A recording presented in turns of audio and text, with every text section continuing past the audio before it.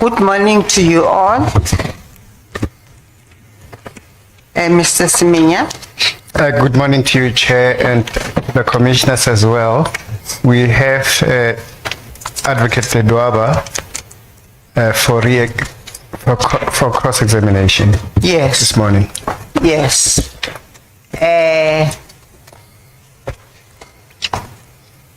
Advocate Ledwaba, you are reminded that you are still under your former oath. I confirm that. Thank you. Good morning, Chair and the Commissioner. Yes, Mr. Nalane. Yes. Mr. Ledwaba is deposed to a supplementary affidavit which was only obtained yesterday. It has been circulated to everyone.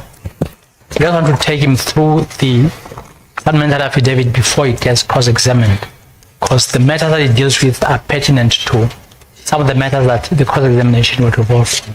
Chair, with your permission. Yes. Mr. Ledwaba,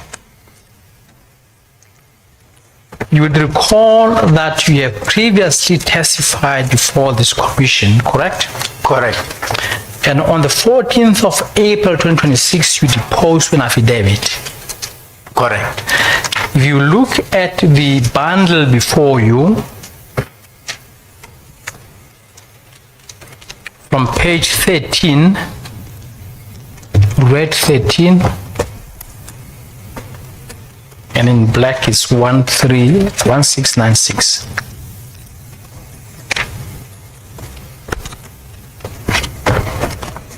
I am there, Chair.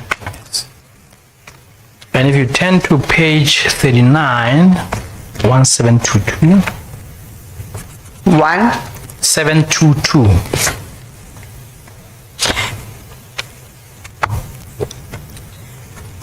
Right there, Mr. Ledwaba? Correct. This is your signature and the affidavit which you deposed to on the 14th of April 2026, correct? I confirm. You have now deposed an additional affidavit, a supplementary affidavit, is that correct? That is correct. That affidavit appears at the end of the bundle before you.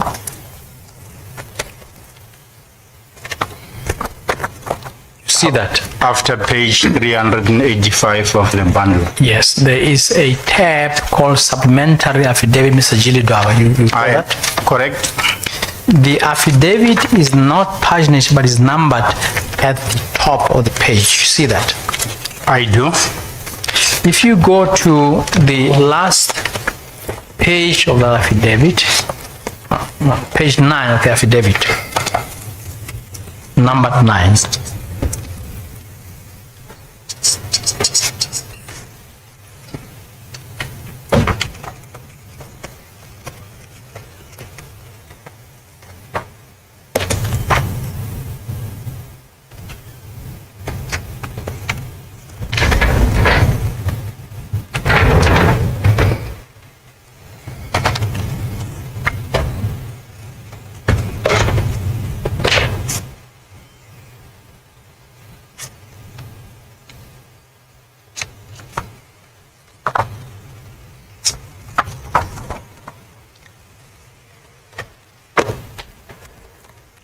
Thank you, Mr. Nalane. Now I'm on the same page with you. Thank you, Chair.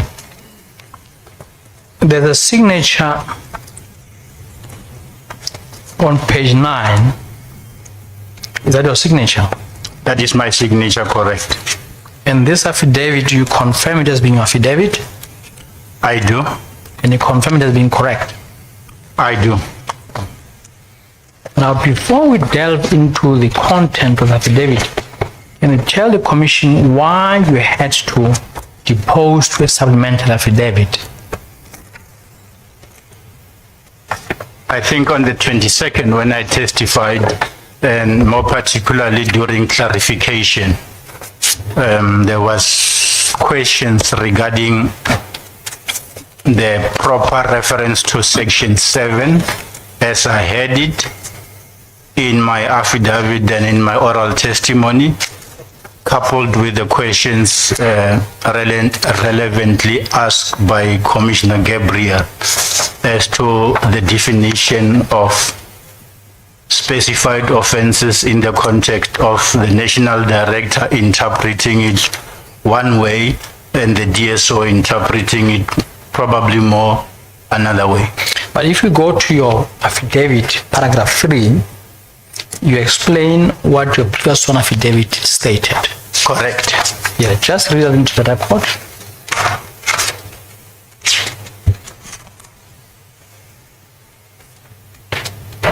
Page 2, paragraph 3 of the supplemental affidavit.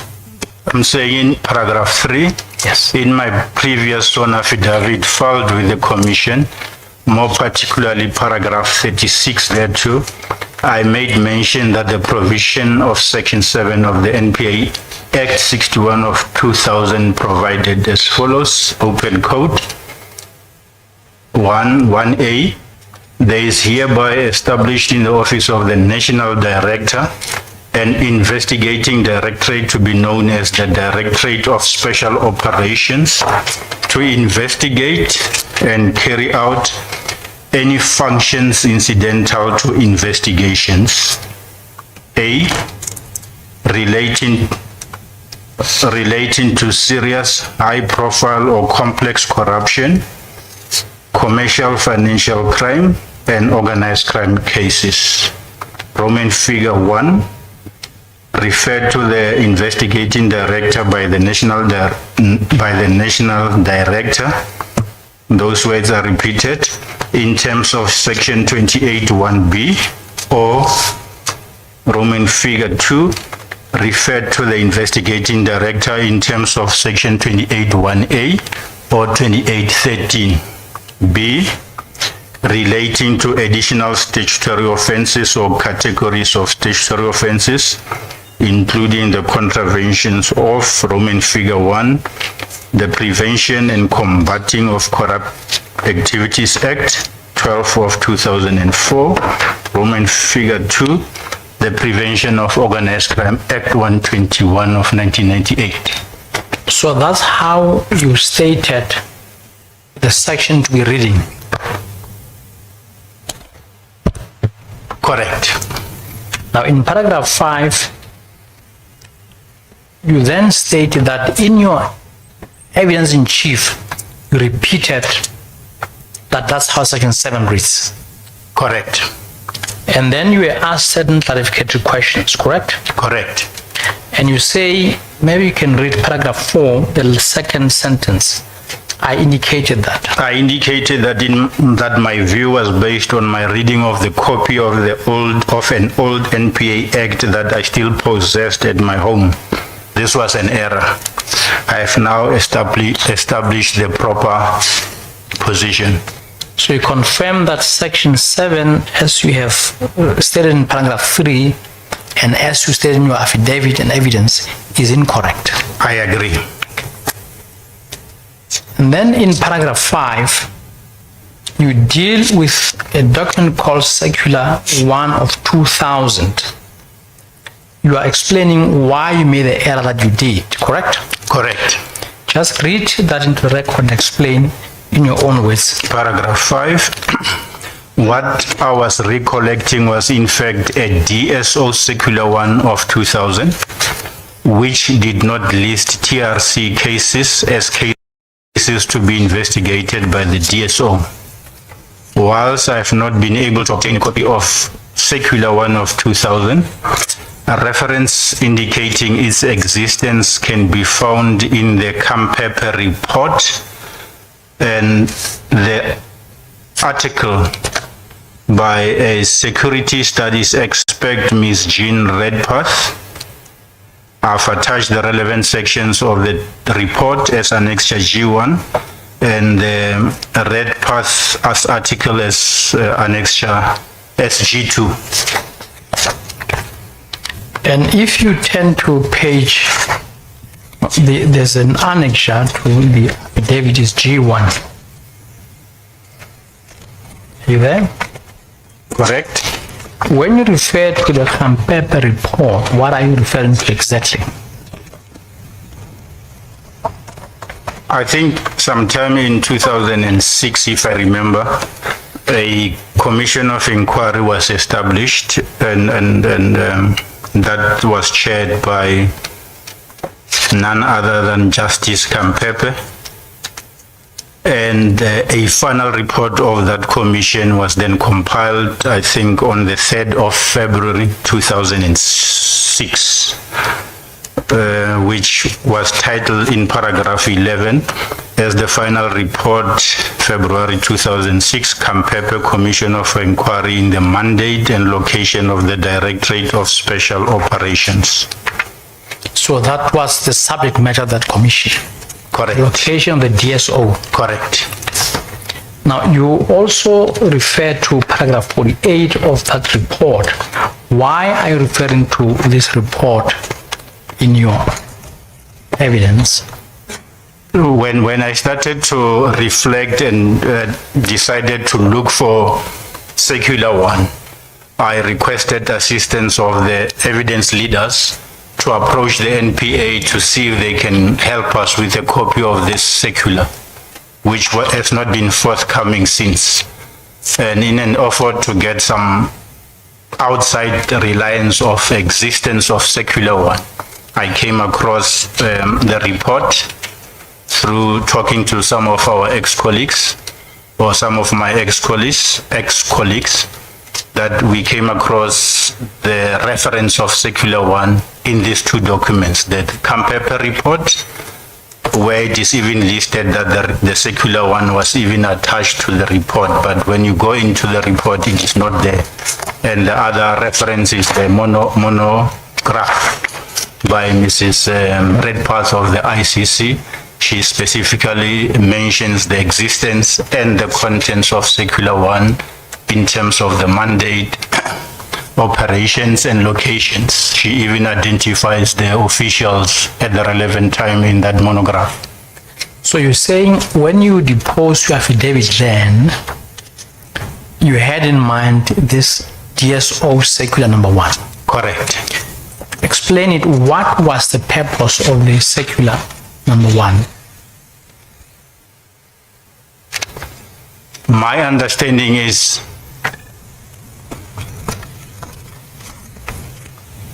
Section 7 of the 2000 Act simply gave a mandate of the DSO, if I can quickly read it.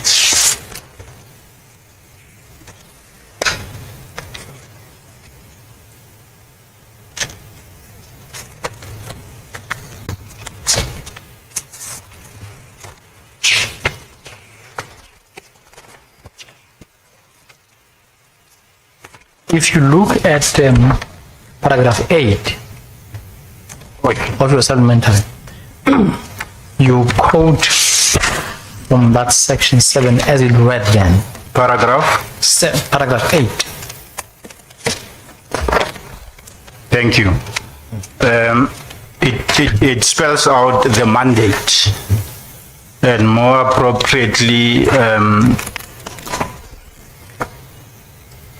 under section 7, 1A, brackets AA close brackets, identifying which type of offenses falls within that mandate, and it reads as follows: offenses or criminal or unlawful activities committed in an organized fashion. And the second one, which is not really relevant to us, is under BB, such other offenses or categories of offenses as determined by the president in a government gazette.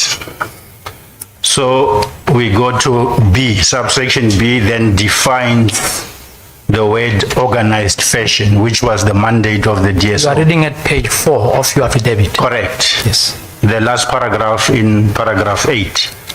And it says under B, for the purpose of subparagraph A, organized fashions includes the planned, ongoing, continuous or repeated participation, involvement or engagement in at least 2 incidents of criminal or unlawful conduct that has the same or similar intents results, accomplices, victims, or methods of commission, or otherwise are related by the distinguishing characteristics. So that is the first leg of the mandate, organized fashion. Okay. Then you move to the second definition of taking into section 28(1)A or 28(1)B that says those must then be specified offenses. But before you deal with that, just explain your understanding of Circular 1 in relation to Section 7 of Act 2000 as it relates, as you have just read it. How do you correlate the two? I'm leading it to there. Okay, thanks. So I'm saying you take it to 21A, that says all this must then be specified offenses.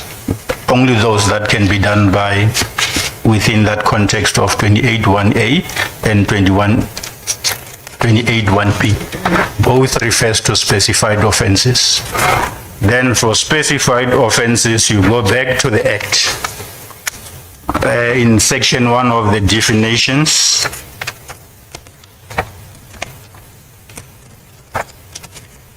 specified offense is defined in section 1, the second last description. It says it means, and I quote, any matter which in the opinion of the head of the investigating directorate falls within the range of matters as contemplated in section 7(1), and any reference to the commission of a specified offense has a corresponding meaning. So to my understanding, it is as vague as it is. And for the DSO to implement this, that's how they decided to break it down.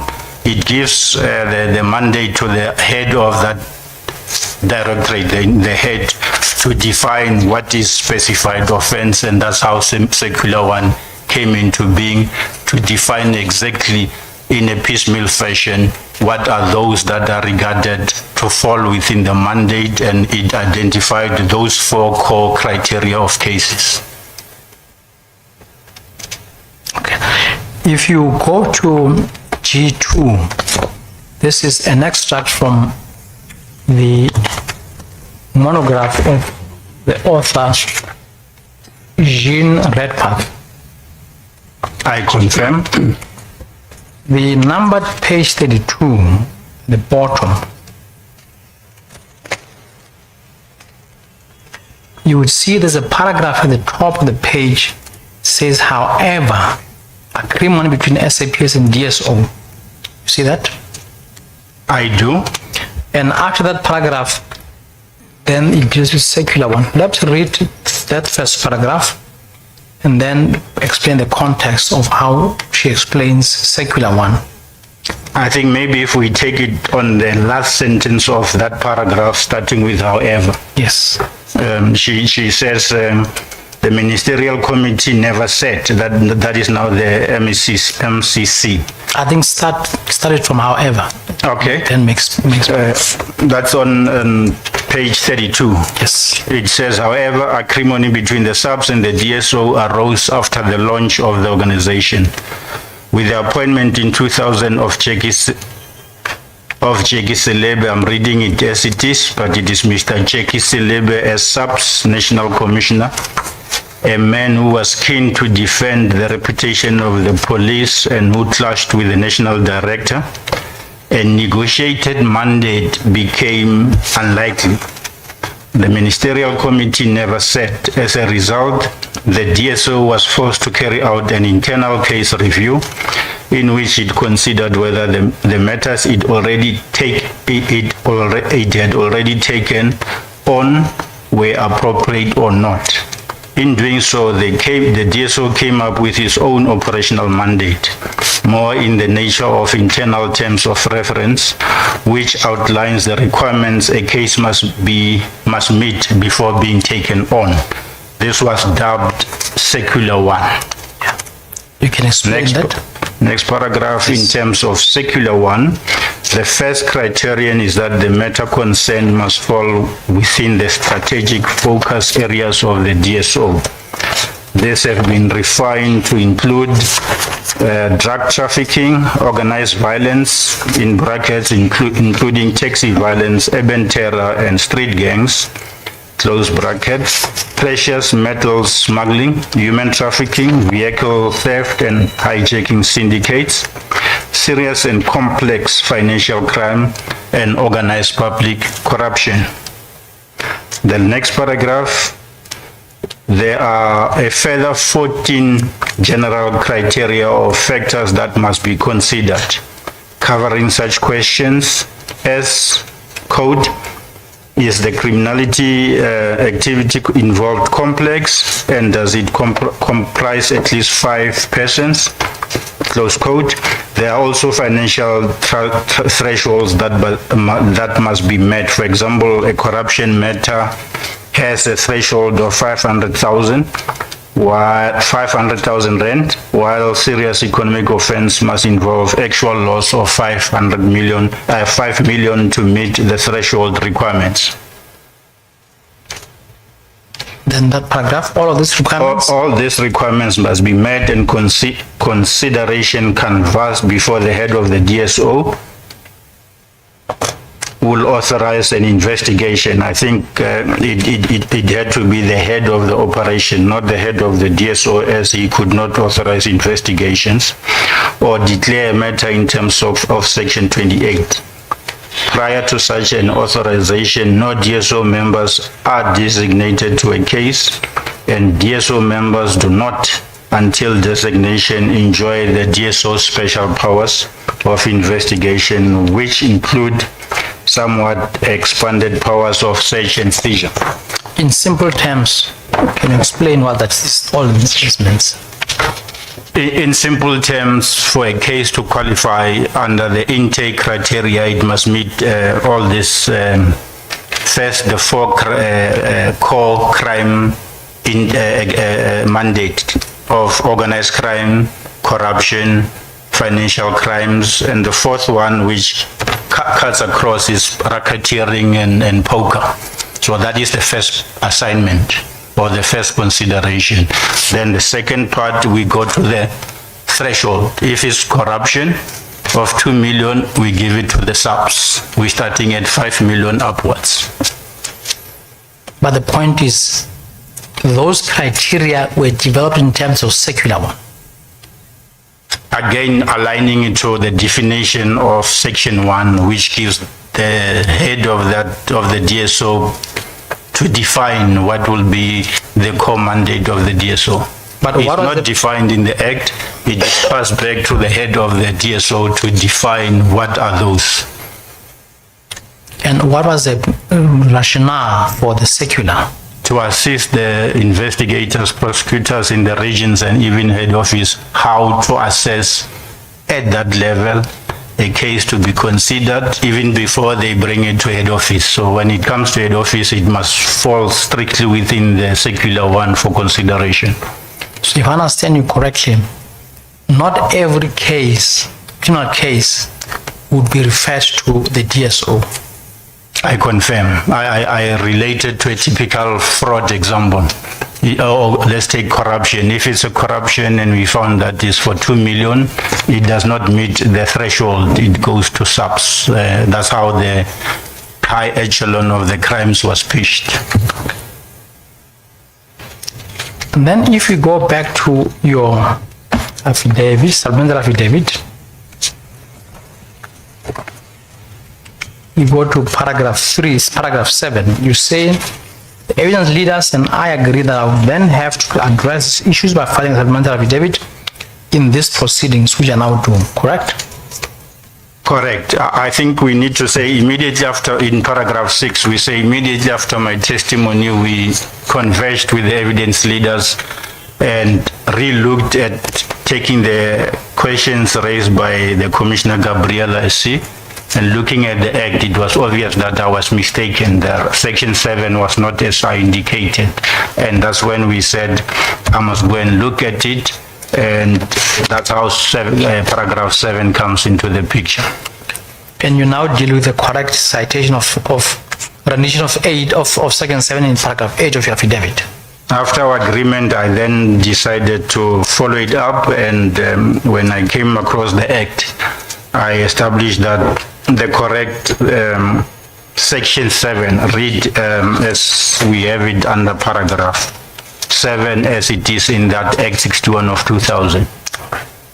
And it reads as follows, 1A, Roman figure 1, investigate. Now that is the DSO has to investigate and carry out any functions incidental to investigation, gather, keep and analyze information, and where appropriate, institute criminal proceedings and carry out any necessary functions incidental to instituting criminal proceedings relating to, and that is now the mandate again, Roman figure, capital A, brackets AA, close bracket. I think it's fine, you've read that into there. Offenses or any criminal or unlawful activities committed in an organized fashion. But if you may pause there, the operative word there in AA is organized fashion. Correct. Yes, may proceed.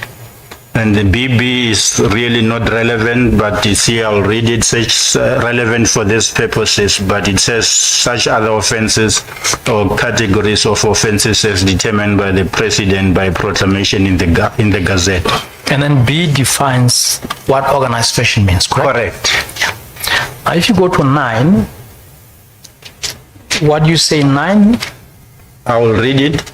I still remember that the DSO strongly relied in interpreting its mandate as being strictly for Roman figure 1, serious and complex financial and commercial cases, 2, serious and commercial corruption cases, 3, serious and complex organized crime cases, and 4, serious and complex cases relating to racketeering and poker, and approved investigations within these 4 parameters. Okay, thanks. In paragraph 10, you've already testified that after your testimony, a colleague of yours alerted you that you may have been confusing matters. Correct? I confirm. Yes. And pointed out that I was probably referring to not the correct section 7 as I had cited, but more relevantly to circular 1 of 2000. And then in paragraph 11, you've already testified about the extract which we have from the Khampepe Commission of Inquiry. Correct. Into the mandated location of the Directorate of Special Operations. Correct. As well as the monograph from the author Redpath. Correct. Yes. And we say in that paragraph 11 that the Khampepe, full copies of the Khampepe report and the monograph of Redpath are too voluminous to attach here. But I know, I've been told that the evidence leaders have made it easily accessible online. And then just to make the point about the Khampepe report, just go back to what the circular, as you understood it, and as was referred to in that report, would say and do. You go to G1, Annexure G1,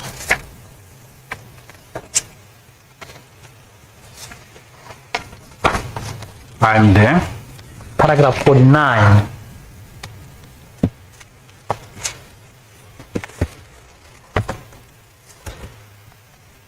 Read that aloud and explain it. Sorry, say that again. Paragraph 49. Must I read it? Just read it and explain it. Yeah.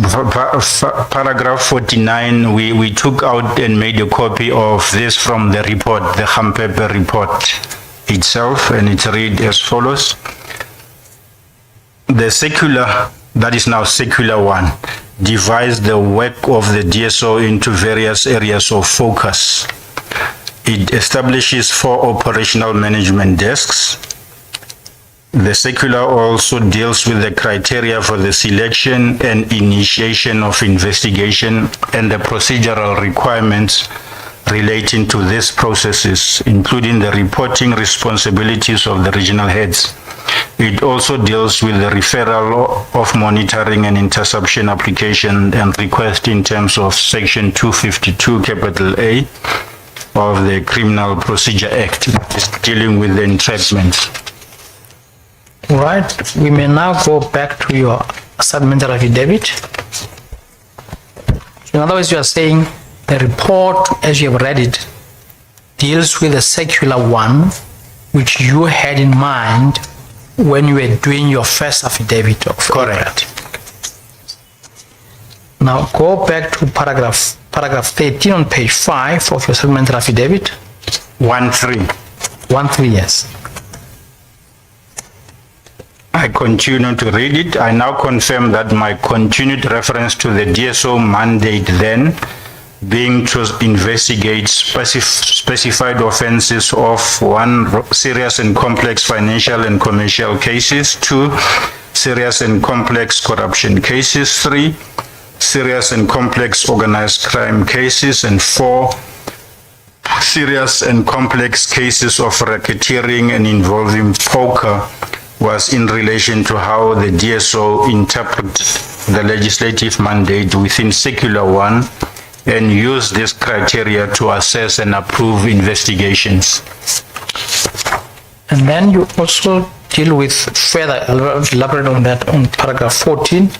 Paragraph 14, from my understanding as I remember, the DSO developed its own criteria for intake of cases and refined its operational implementation of the mandate by introducing, it says, a so-called secular one, and this is now the title as it is in the secular one, open bracket, the office of the head of the operation DSO secular one, which became operational on 8 November 2001 and approved by Advocate L.F. McCarthy. So if I can take the commission back to the definition of in section 1 of specified offense, one will see that after that there is an insertion that says the definition of specified offense was inserted by section 2D of Act 261 of 2000 with effect from 12 January 2001. So between then and until November, the DSO was then developing exactly how to define specified offense, and only in November the work was finalized and the policy was then approved. So when you talk about to refine its operational implementation, paragraph 14, what exactly do you mean? My understanding is that the definition as it is too wide. Anything could have probably fell under specified offense if we really, if I can take it to the new act and that replaced the DSO, I see it even refers to any offense involving dishonesty. So I'm saying if one follows the new act, if I'm stopped by a traffic cop and I'm giving him a dishonest name, so the DSO would have then investigated that. So our understanding was to high pitch the intake criteria only to a high level type of cases, and that's how the 4 core intake case criteria came up. And you elaborate that on paragraph 15 of your affidavit on page 6. Paragraph 15, 1-5. correct. It says, I was made to believe that the secular one came into being as an attempt by the DSO to interpret the legislative mandate and dealt with the identification of types of cases falling within its mandate and criteria for the selection and initiation of investigations. Okay. We have dealt with the extract from the monograph of Ms. Redpath, which we have dealt with in paragraph 16, so we don't need to deal with that unless you... No, I confirm. Yeah, thank you. She confirms the existence of secular one. She confirms the 4 operational management decks that are linked to this 4 intake criteria of the cases that I testified about on the 22nd of April, and which are now in secular one. Then what do you say in paragraph 17? I'm saying it is now, I now confirm that the legislative mandate of the DSO as provided for in section 7 in 2000, I'm saying then, was to investigate organized crime.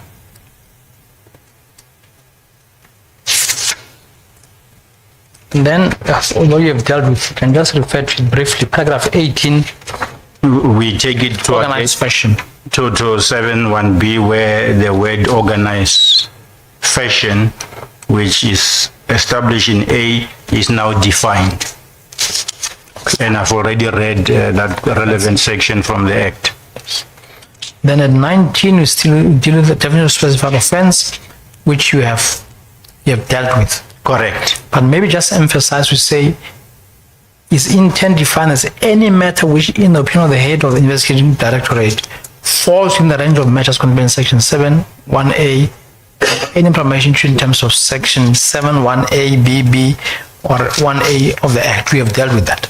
I've done so, but I think just to highlight, to say, the legislator did not, for whatever reason, decided not to define specified offenses and threw it back to the head of the investigating directorate, who was then Mr. Son. But I see Mr. McCarthy signed and approved that circular one. So that's how the specified offenses were then had to be defined specifically in line with the mandate in section 7, pitched at organized crime, organized fashion. But again, in order to refine the mandate of the DSO. Correct.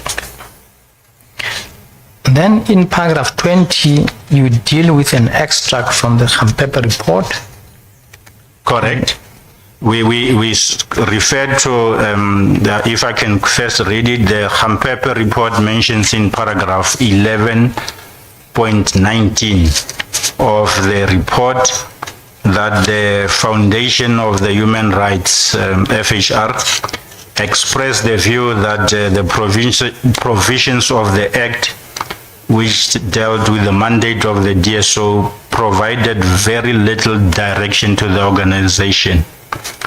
And I say that I agree with the expressed view. And I noted from the report, Chair, that Mr. Valley is the one who made this submission on behalf of the FHR then in that Khampepe proceedings.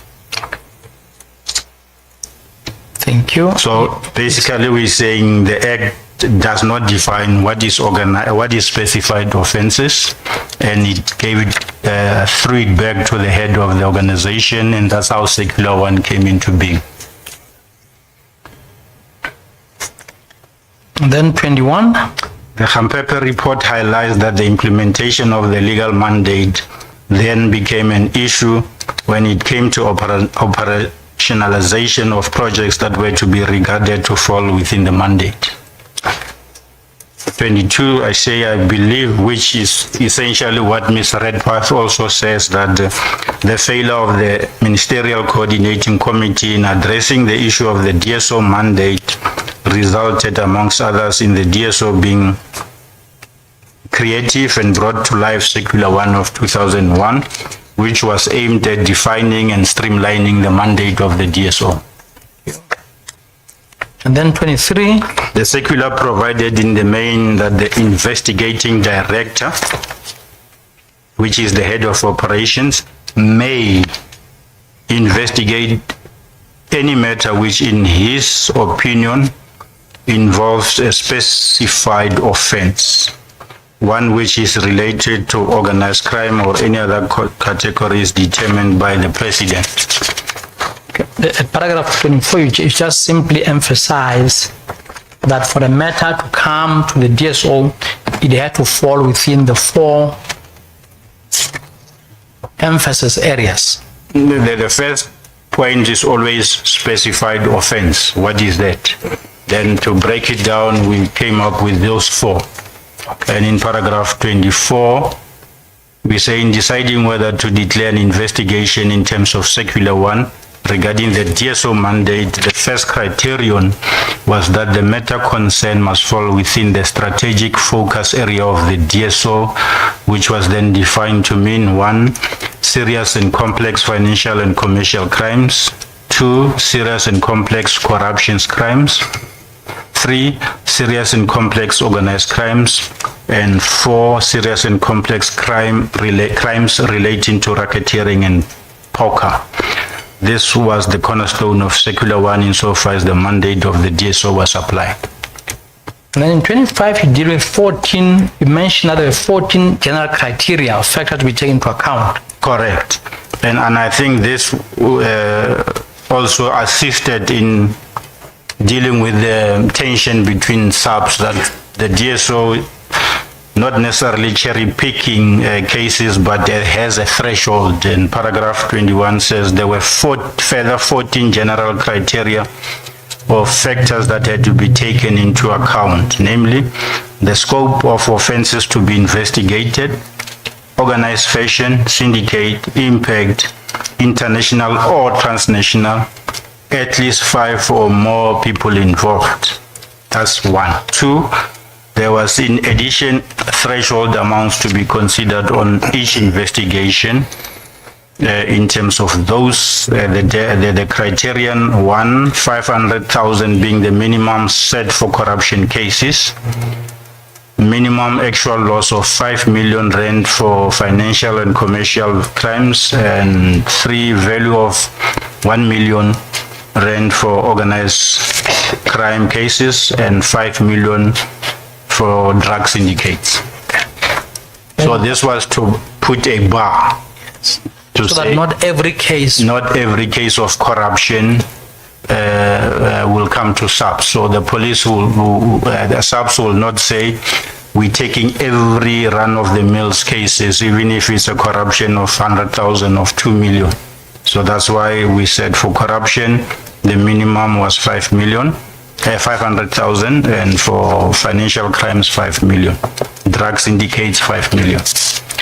Then you concluded paragraph 26. What do you say in paragraph 26? I confirm that the correct legislative mandate of the DSO was to investigate organized crime as intended in section 7.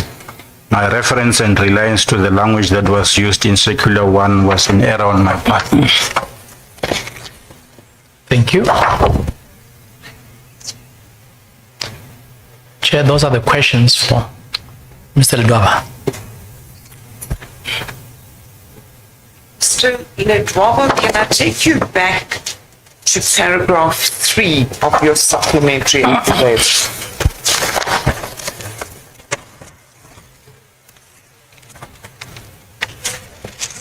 Where you quoted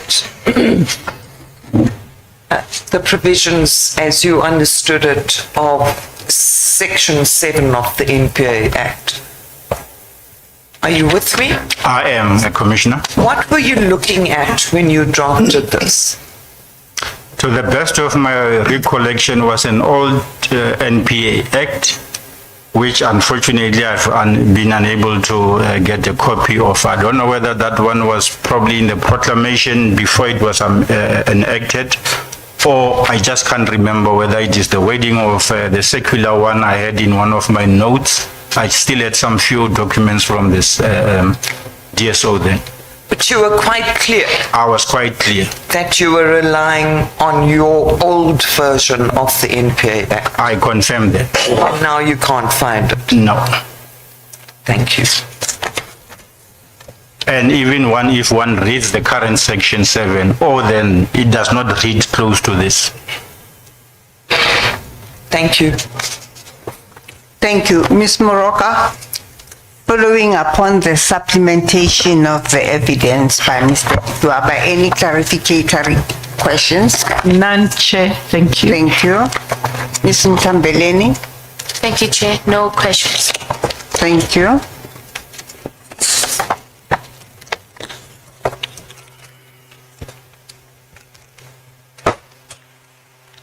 I think this will be an appropriate time to adjourn for tea, Mr. Vani, before you conduct your cross-examination. As the Commission pleases. Yes. We'll adjourn for tea until 11:15.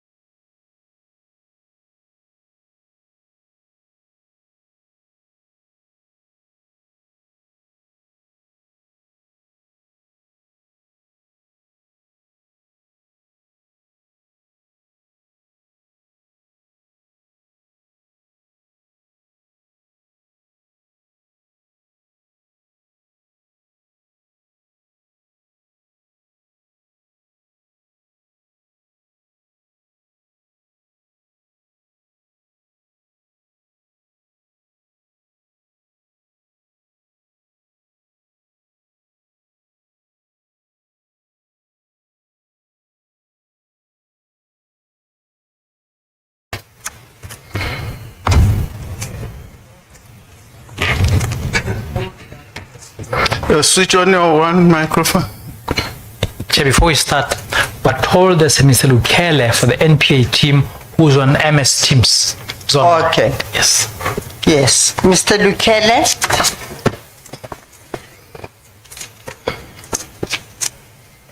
Mr. Lukele?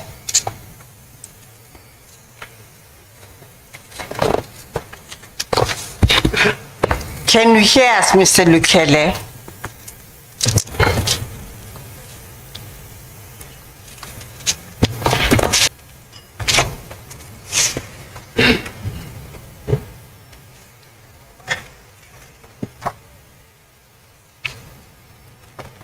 We don't have Mr. Lukele. That should be in order. Yeah. Mr. Vani? As the chairperson pleases, with the leave of the commission, I'll commence my cross-examination.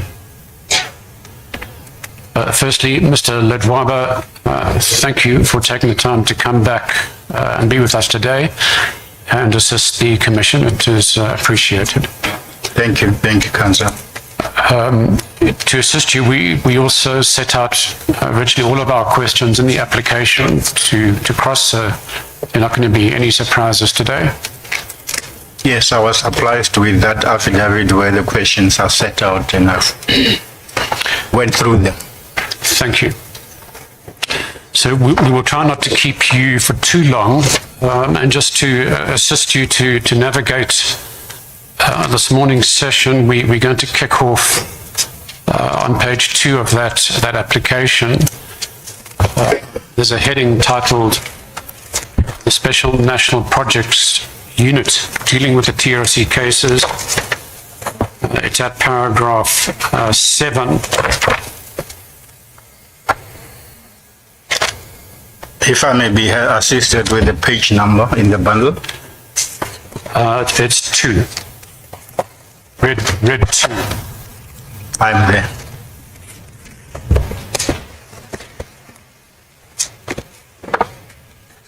Thank you, I'm there. Good. So paragraphs 50 to 51 of your first statement, you made reference to the fact that the Special National Projects Unit, the SNPU, within the DSO, have been dealing with 14 cases, and you set them out, and we've also reproduced them on page 2. And actually, going through those cases, I should indicate that I'm representing the families in at least 4 of them. That's COSAS 4, CREDOC 4, PEPCO 3, and TMOL. We will return to these cases at a later stage, but I will just indicate that, just to bring you into the latest position in respect of at least those cases. In COSAS 4, prosecution was opened in 2021. In CREDOC 4, the reopened inquest is proceeding this year. In PEPCO 3, an inquest will take place in October of this year. And in TMOL, there was a reopened inquest in 2017. I'm not representing the family of Steve Beaker, but I am aware that there will also be a reopened inquest in that matter either later this year or next year. But turning back to your listing of these cases as matters that the SNPU was seized with, can I ask, under what legal authority did the SNPU, which was part of the DSO at that time, under what legal authority did the DSO take on those cases? Simple answer is none.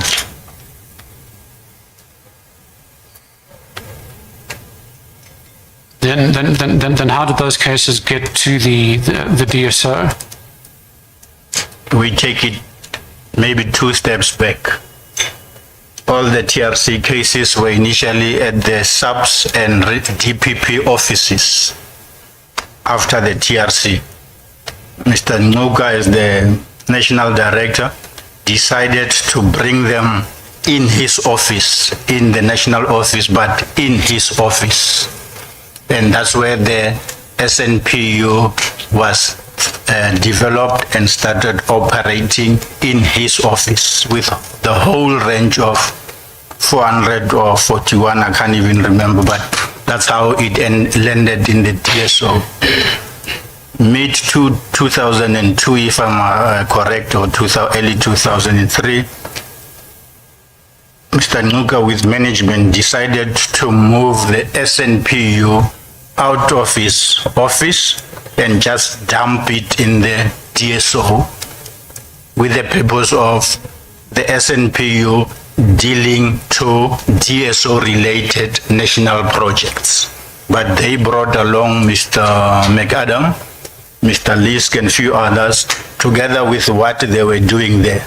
They continued working with them, even though they were now in the DSO, but those projects or those investigations were never declared in terms of either 28-1A then or 28-1B.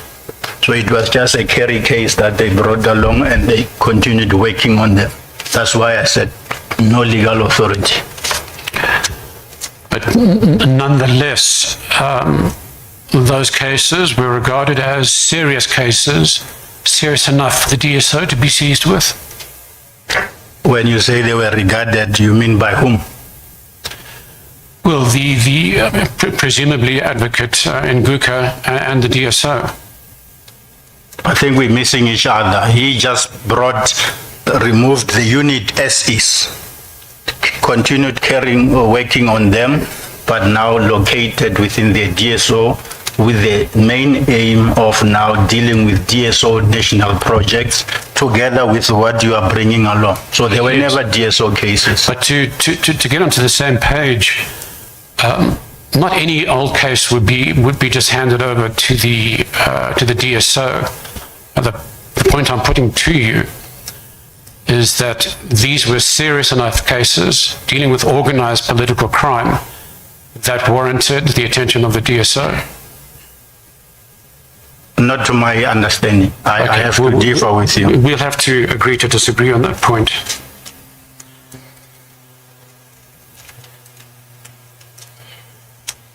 Now, you mentioned in your statement that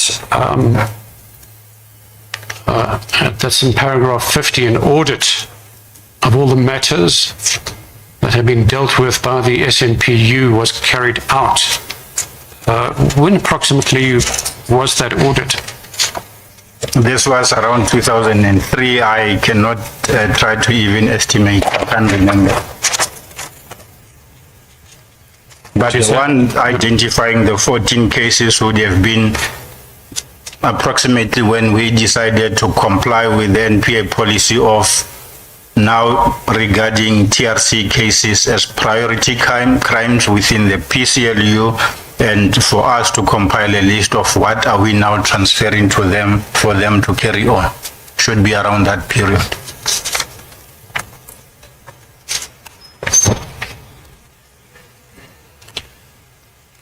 And around that time, aside from the 14 cases, was the SNPU dealing with any other TRC cases? Yeah, if you remember in my testimony, Chair and Commissioners, I stated in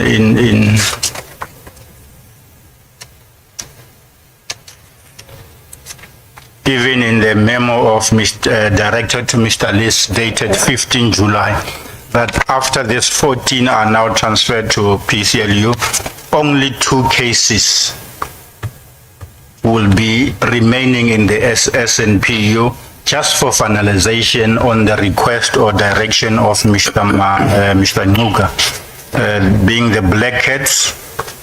If you go to page red 41, paginated red 41, the annexure of the memo identifies in Roman figure 1 the Black Cats and the Winnie Mandela cases. Those are the only two that remained not as DSO projects or DSO authorized investigations, but they carry on that they brought.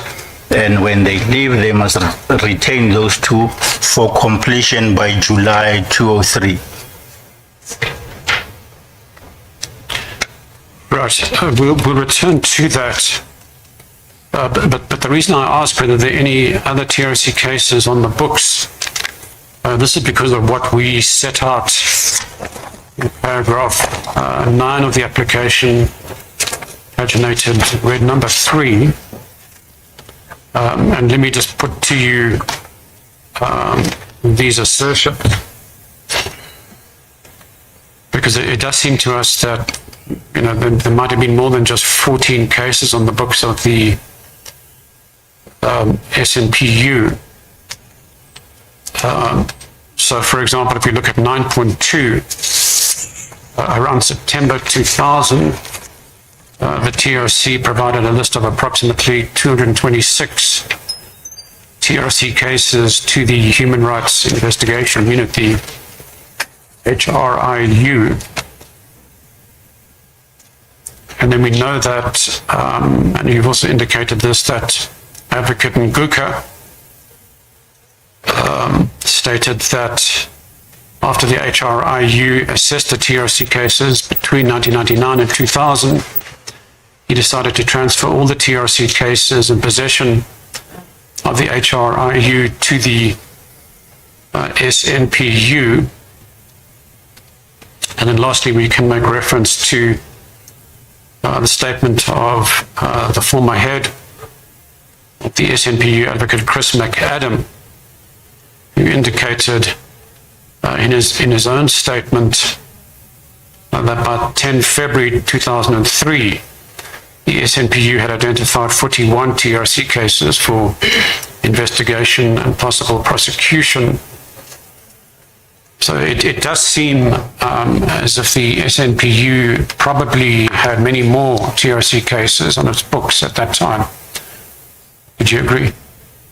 From my understanding, remember I said the SNPU started in, if we look at what Mr. Nguka is saying, he brought along, you said around 200, which were then in his office. That's where the SNPU started operating, and I suppose when Mr.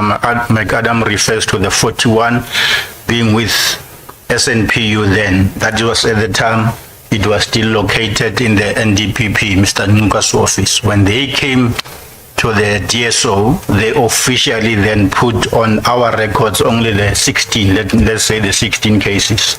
That's why on the project management office, their audit only picked and identified the 16 and not 41.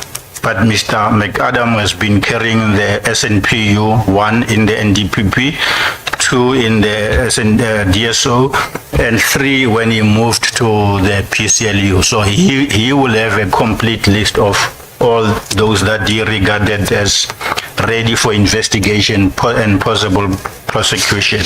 But these were never DSO authorized investigations. Let's turn to what you refer to as the turf war between SAPS and the DSO. And you indicate, this is actually in your evidence in chief, your oral evidence, that everything started after the final TRC report was handed to Parliament in March 2003, and following President Mbeki's speech to Parliament on 15th April 2003. Am I right in saying that the turf war you are referring to is the same conflict between SAPS and the DSO that Jean Redpath refers to in her article, the one that you attached to your supplementary affidavit, where she refers to SAPS being unhappy with DSO allegedly cherry-picking the best cases and the like? Correct, and also as dealt with in the Khampepe report. There's a topic dealing with that tension between the two institutions. So this turf war, correct me if I'm wrong, wasn't about the two organizations trying to nab TRC cases. No, not in TRC, not at all. Indeed, as we know, there was an attempt to, offload the TRC cases. Oh, past the buck between. Past the buck, exactly. Yeah. But the tension itself, I'll probably agree with the Khampepe that it started more on a personal level of the two heads of those organizations there and filtered down where most of the investigators from DSO come from subs, and some brought the informers and decided to continue with the investigation that they were carrying, but those were not high enough to fall within the mandate. And that's where they started accusing DSO to cherry pick without having regard to what was said in Circular 1. It was not more of a cherry picking, but streamlined intake that was agreed upon and used. The only mistake maybe is that Circular 1 should have been properly being addressed between the two, not done by the DSO alone. So this turf war, did it impact the work on the TRC cases, and if so, how did it impact them? To my best understanding, it had no impact directly, because it was more on operation of the type of investigation the DSO could authorize and did authorize, which did not include TRC cases. But then it became relevant when PCLU took over the mandate of TRC matters, and they went to subs to say help. And we know what happened. Subs push it back to say, take it back to the DSO. Mr. President says NPA, and we believe NPA is the DSO. So that's how it affected. Okay, so in some respects, what happened there was something of an extension, perhaps, of that tension between the two organizations. We, insofar as TRC cases, we never had tensions with subs. We firmly held the view that now they are within PCLU, they will deal them with subs. Yes. Now, Okay, when we'll get to that claim shortly. So insofar as the tension between, it was not more on between the two units. It didn't touch the TRC cases. So you just put up the turf war for contextual purposes. Correct. Well, let's turn to the interpretation that you've offered of sections 28(1)(a) and (b) of the NPA Act, and you've now put up a supplementary affidavit in which you have attempted to explain what took place. And I'll try not to repeat too much of what you've alluded to this morning.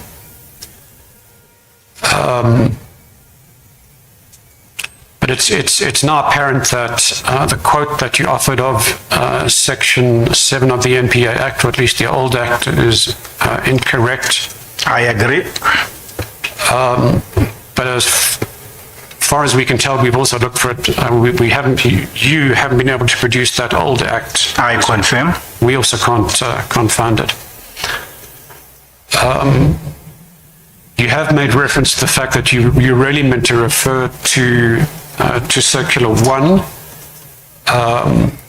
And although you've referred to references in the Redpath article and the Khampepe report, you haven't been able to produce Circular 1.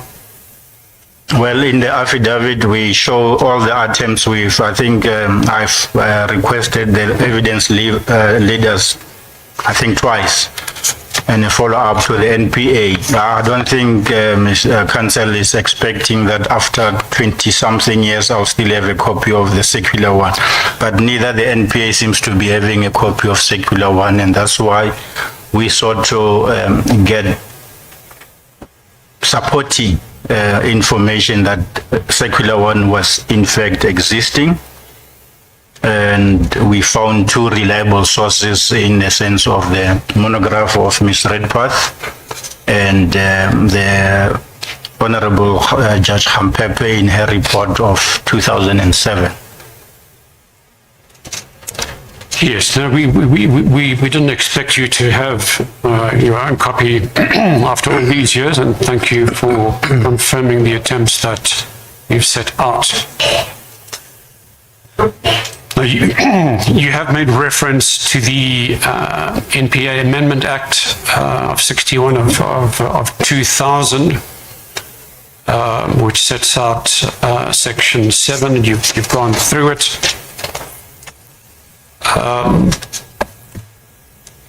But just for completeness sake, and we also reproduced it at paragraph 13 on red paginated number 5.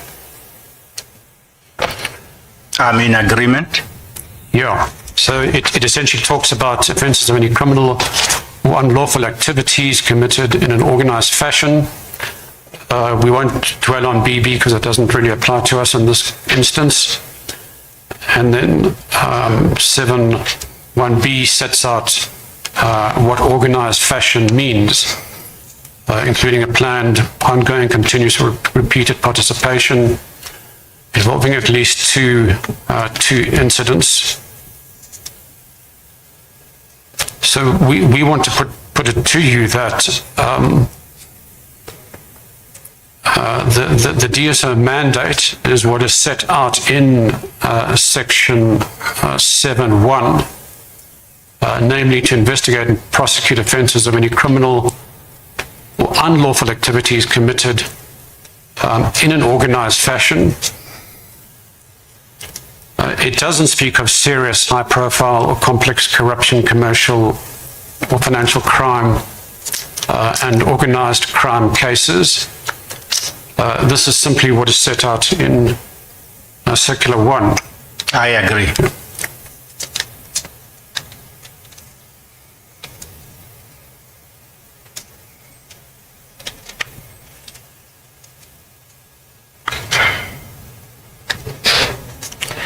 So as I understand your central proposition that you set out in your supplementary affidavit,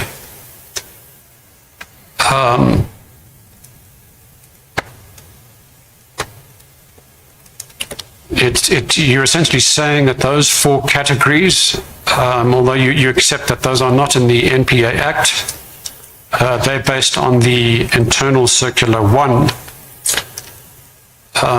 Would you agree with me that that circular guides the DSO in terms of priorities and case selection, but it could not amend the statutory mandate or remove jurisdiction conferred by Section 7 and 28 of the NPA Act? Interpretation is a wide concept. You have to go to Section 1. Unfortunately, according to me, that defines, as we said, Section 1 defines what is specified offense in the context of the DSO. It is not being given anyway. So the DSO, it says specified offense means any matter within the opinion of the head of the DSO falls within the range of matters that they deem fit. And for that purpose, DSO management or DSO head came up with the 4 intake. Whether that one can accuse them of widening or narrowing the mandate, it's subject to debate. But you do agree that as a matter of law, an internal DSO circular cannot supersede or amend the NPA Act? Literally, I agree. But again, if you follow what definition of specified offense. How can there be a but? Sorry, Commissioner? It's an internal circular. It can't trump the national legislation. There is no part about it. That is why I said literally I agree, but operationally, one has to give meaning to the definition in the act of, specified offense, which comes back to section 7. What is specified offense? Section 7, the definition in section 1 makes it plainly the table of the head of the DSO to define those specified offenses. Then that's why I'm saying literally I agree. It cannot trump the act. Mr. Barney? Thank you, Commissioner.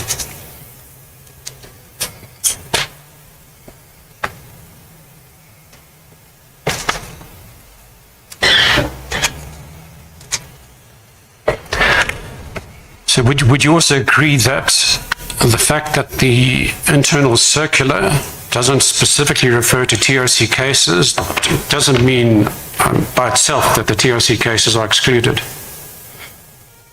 That if that what his counsel's view is, I'll accept it. But that is not my view or the DSO then. Well, perhaps you need to tell us what your view was. Our view was that the Scorpions or the DSO was created to deal with organized crime. And that is the intention of the legislator. Let's turn to organized crime, and as we just looked at section 7 and that definition. Section 7 covers offences or unlawful activities committed in an organized fashion. And organized fashion was, as mentioned, defined by reference to planned, ongoing, continuous or repeated conduct involving at least 2 incidents with common features. So the question is, surely the TRC cases squarely fits into the definition of serious crimes committed in an organized fashion, does it not? Well, it depends on who is saying it. My interpretation, if we were to follow the exact wording, DSO can as well investigate everything. As it reads here, 2 people ongoing, we don't have to look what is it. It falls within this, we take it. So then TRC cases can, theft of syndicate of Woolworths can fall within the DSO, and I don't think that was how the DSO was intended. Let's not be glib about this, because we're referring specifically to the TRC cases. And we know that these were planned, orchestrated kidnappings, killings, disappearances, often organized by a central chain of command, often involving the same perpetrators. And I hardly need to say that there were more than 2 of these offences. So just as a matter of plain reading, the TRC cases fall squarely within the definition of organized fashion of Section 7. That your position will obviously follow that way. Mine will be different. And to justify, the National Director, even then, saw it fit that they do not fall this and pitch them differently as priority crimes and created a proclamation to accommodate them. If it was his view then that they fell within this, he would not have moved them out of the DSO and classified them as priority crimes and removed them out of the DSO, created a unit to deal with that. So it's not only my position, but the whole NPA. But we certainly... Whether we were correct or not, or whether Mr. Vani is correct or not, that's another debate. But that's how we operated. Well, we in due course, we're going to be disputing the claim that the National Director moved the cases out of the DSO. There's no evidence. There's not a whisper of evidence suggesting that. But we'll come to that. But even in Circular 1, there is a reference to organized crime.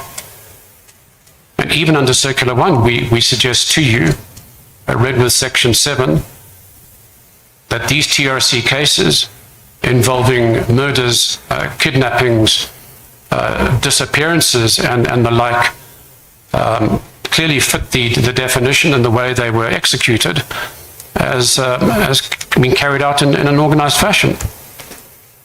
That's the beauty of the law. I will interpret it differently, and the council will interpret differently, and that's how it worked in 2002 and 2003.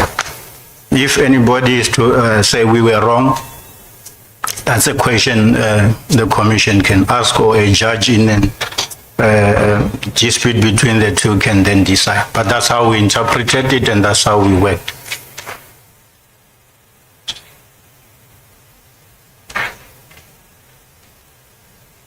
Now, I want to deal with your interpretation of Section 28(1)(b). I want to refer you to something you said in your evidence in chief. It's at page 352, paginated red page of the bundle. Page number? 352.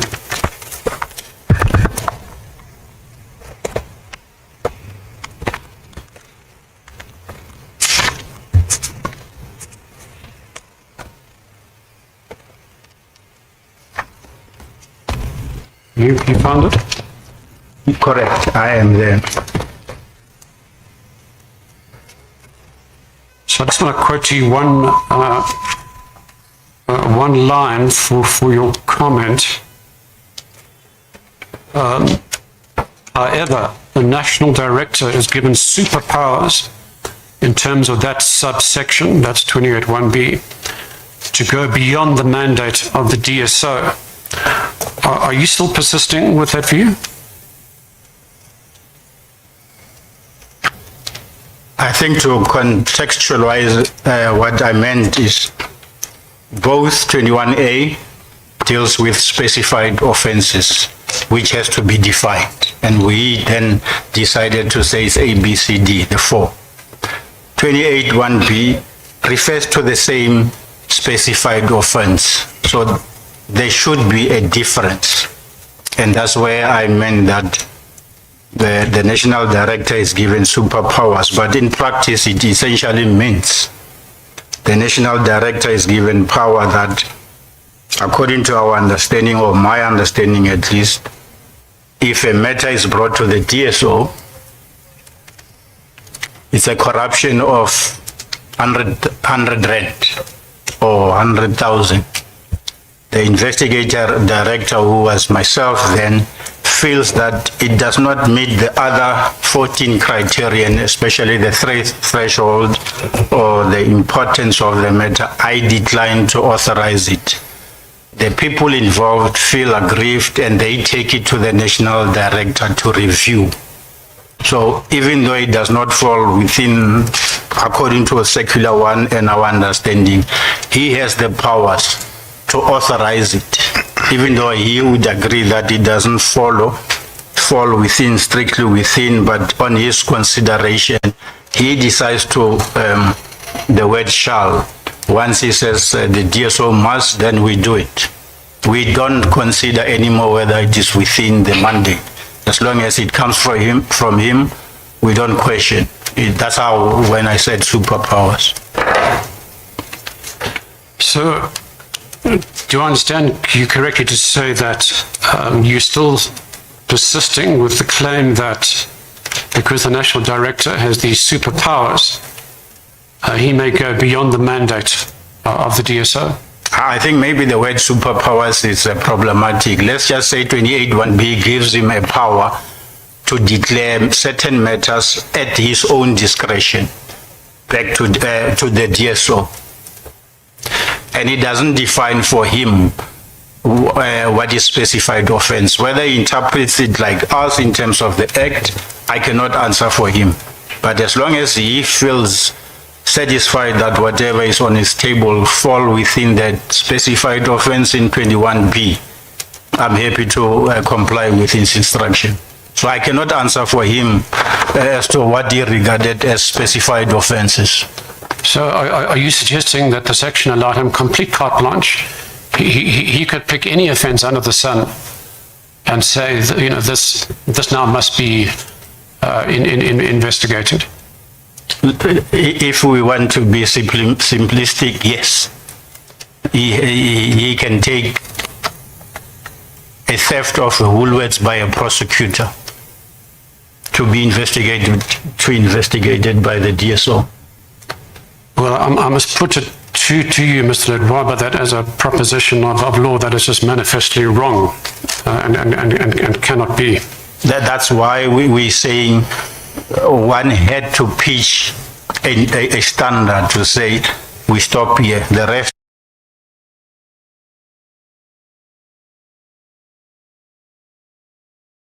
goes to subs, above comes to DSO. It would not have worked out if one were to follow the literal meaning of the definition in 7(1)(b). Now, you've pointed out that both 28(1)(a) and (b) refer to specified offences. Are you suggesting that 28(1)(b) had a separate or wider definition of specified offences, or gave the National Director an approach to go beyond what was anticipated in Section 7? I would not say I really ever bothered myself in trying to define the specified offences under 2(1)(b), otherwise it would have made me to be at odds with my boss, Mr. Nunga. That was his definition. I'm more on 28(1)(a), which gives me the powers. Right, well, let me just put the following to you.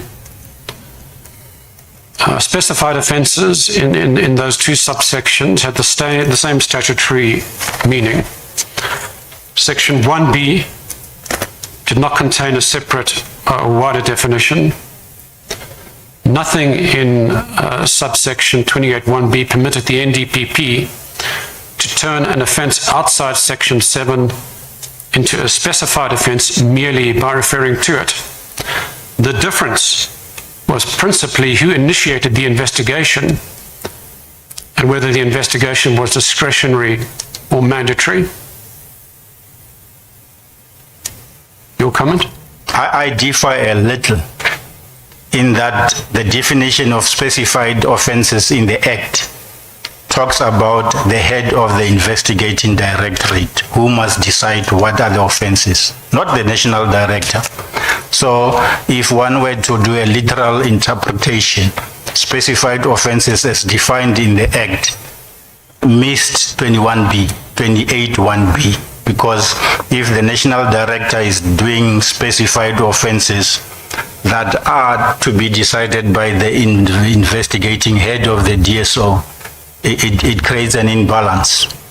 Whether he felt that the specified offence under 21(b) are what is covered under specified offences in Section 1, I cannot answer for him, but that's my understanding. The problem is the wording of the definition of specified offences in Section 1.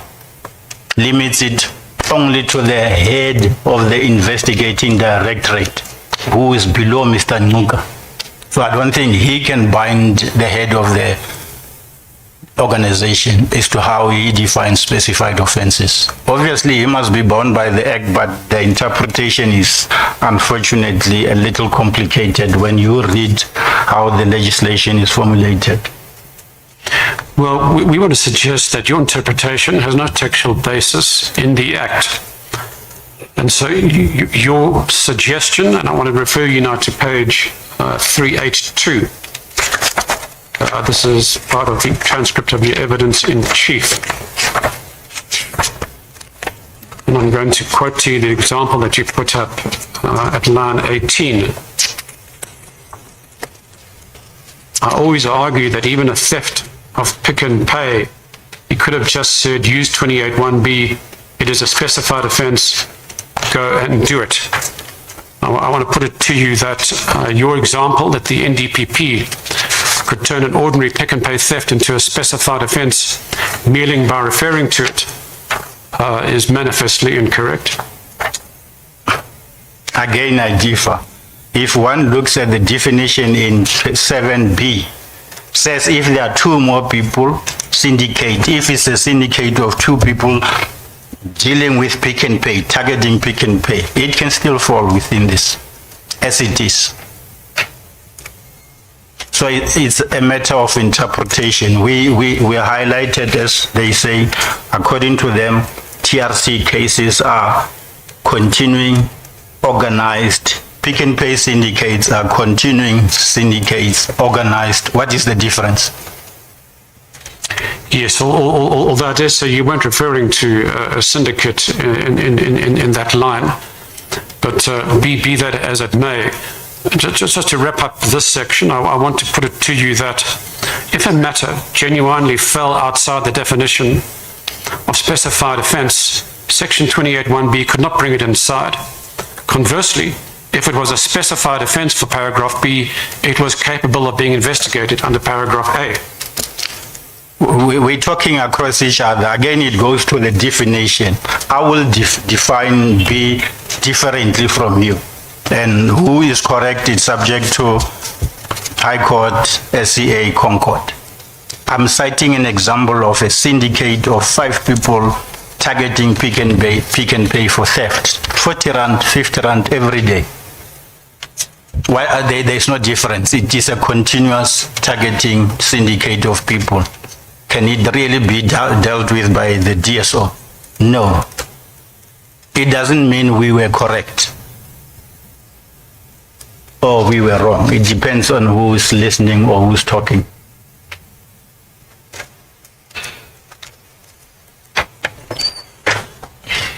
Now, this issue was raised with you by Commissioner Gabriel in your evidence in chief, and she put it to you that if the NDPP could form the view that the TRC matters were specified offences for purposes of 28(1)B, it was not clear why you did not form the same view for purposes of Section 28(1)A.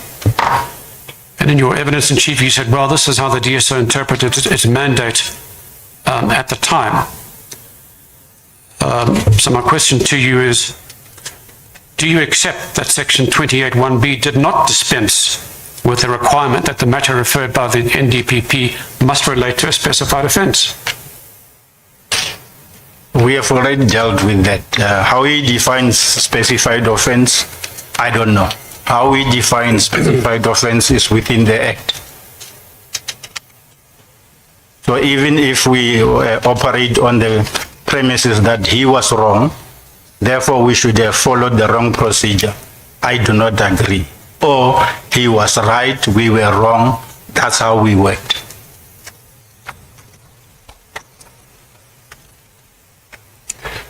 I want to put it to you, Mr. Ledwaba, that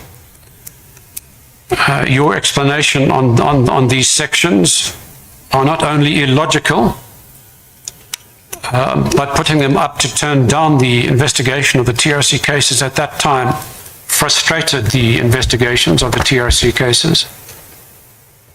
I will dispute the illogical insofar as I am relying strictly on the definition in the Act of specified offences. Mr. Vani has not given us how he interprets the definition of specified offences, which can lead him to say, well, TRC cases should ideally be regarded as specified offence as defined in this Section 1. And that we cause the derailment, that is definitely incorrect, because TRC cases moved from Mr. Nilka's office by Mr. McAdam, and he left with them to PCLU. We gave all the support in terms of researchers, storeroom and everything, and even implored Mr. Lisk and his team to assist the subs to make sure that the handover is smooth and they can continue. How that can be regarded as derailment beats me. Stefani, can I interrupt you? Please do. Do you accept that if your interpretation of the law was incorrect, that this impeded the investigation of the TRC cases? I don't see how, Commissioner, in the sense that in May, not the DSO, Mr. Nuka took a decision, obviously after consulting and with the NPA, to move them out of the DSO to somewhere else. I'm referring specifically to when you had the disagreement with the prosecutors. But that was after May. So already the decision has been taken by NPA management that they are no longer DSO cases. They are somewhere outside of the DSO. They go to subs, subs also gives them a dead halt, then they decide to come back to the DSO. After Mr. Nuka taken them out of the DSO, it defeats the purpose of taking them out of the DSO, coming through a back door again to the DSO. So the fault should not be attributed to the DSO, but the steps that were taken to move them out of the DSO to somewhere else for them to be attended as priority crimes. Okay, thank you. I don't want to repeat ground that we've already covered, but you've asked, where's my view on specified cases? I just want to remind you that we've had quite an extensive exchange on Section 7 and the reference to these crimes being committed in an organized fashion, as well as the reference to organized crime in Circular 1. And I put it to you that quite plainly the TRC cases would have fallen within both Section 7 as per crimes committed in an organized fashion and organized crime as mentioned in Circular 1. That is Council's view. I hold a different view. But what I want to emphasize, Commissioners, is that we must remember that the DSO had these cases for a span of 3-4 months, beginning of 2003 until May. May they are gone. Can we say in those four months anything could have been done that the DSO failed to prosecute or investigating them? After May, they were officially transferred out of the DSO. So we must always have that in mind. Now let's deal head on with this interesting claim that you make that Advocate Nguka decided to remove the TRC cases from the DSO to the PCLU. Am I right in saying that you rely on the presidential proclamation, which is in the bundle at red page 240? And that's the presidential proclamation that is dated the 24th of March 2003. It created the PCLU, and it appointed Advocate Anton Ackermann SC as a special director to head up the PCLU. Is that your authority for the removal of the cases? No, it is not. Please remind us what your authority is. A reading of this proclamation makes it quite clear TRC cases are not covered here. Mr. Nuka himself testified to the effect that he decided to move or to decide to identify TRC cases as priority crimes and transfer them to PCLU. Mr. McAdam testified in his statement that I read and his evidence that when the NPA decided to regard TRC cases as priority crimes. He then moved along with that definition to the correct PCLU unit where they were to deal. Mr. Ackermann also testified similarly, so that is my authority. Insofar as the NPA is concerned, we can say it was Mr. Nuga's decision, but obviously he had to discuss it with people. It took some time and he only implemented it in May, whereas the proclamation came out, I think, in March. So in March they were not there, but he says in May he implemented with the NPA that decision to regard TRC cases as priority crimes and move them.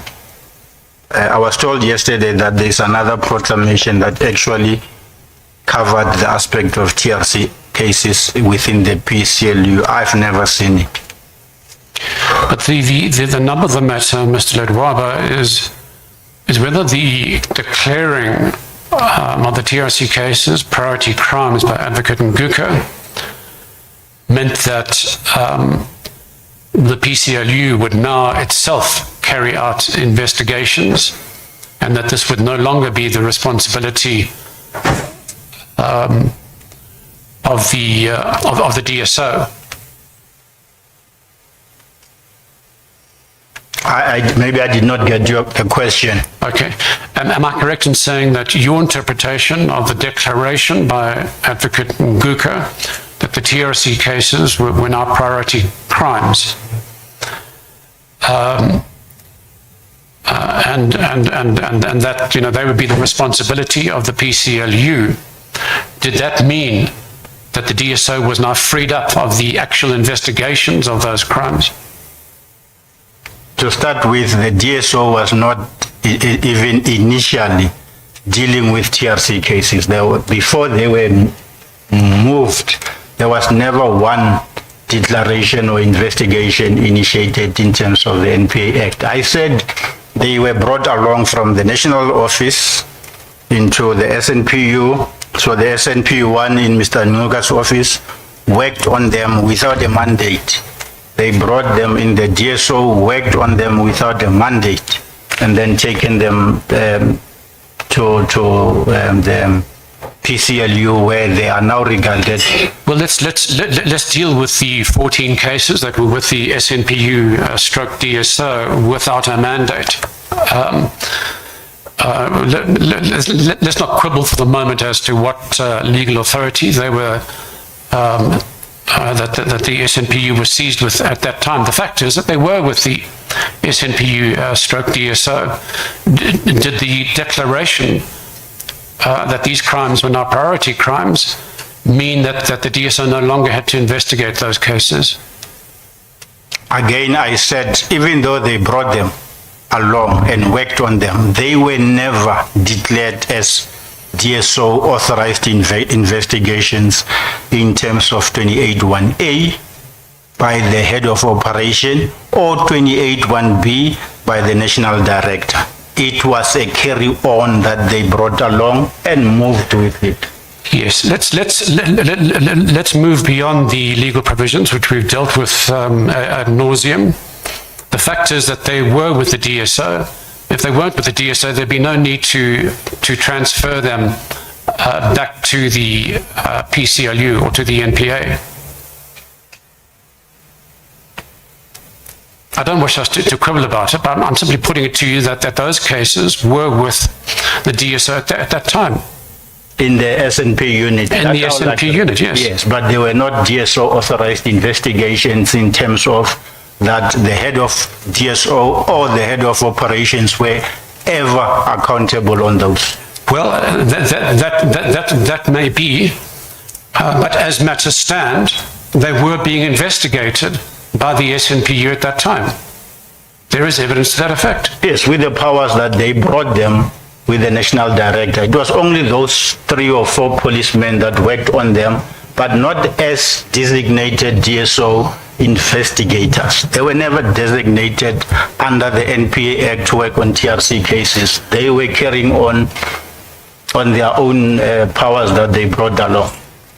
Now, does the PCLU have any powers to investigate? That's what the proclamation says. It says quite exactly that their mandate is to investigate and, if I may read out what it says, they direct investigations and prosecution. So they're doing both. It's not only like a DPP prosecutor that is only assigned to prosecute and SAPS is investigating. Here they're given both. Well, that's simply not the case, because a plain reading, and let's just repeat it,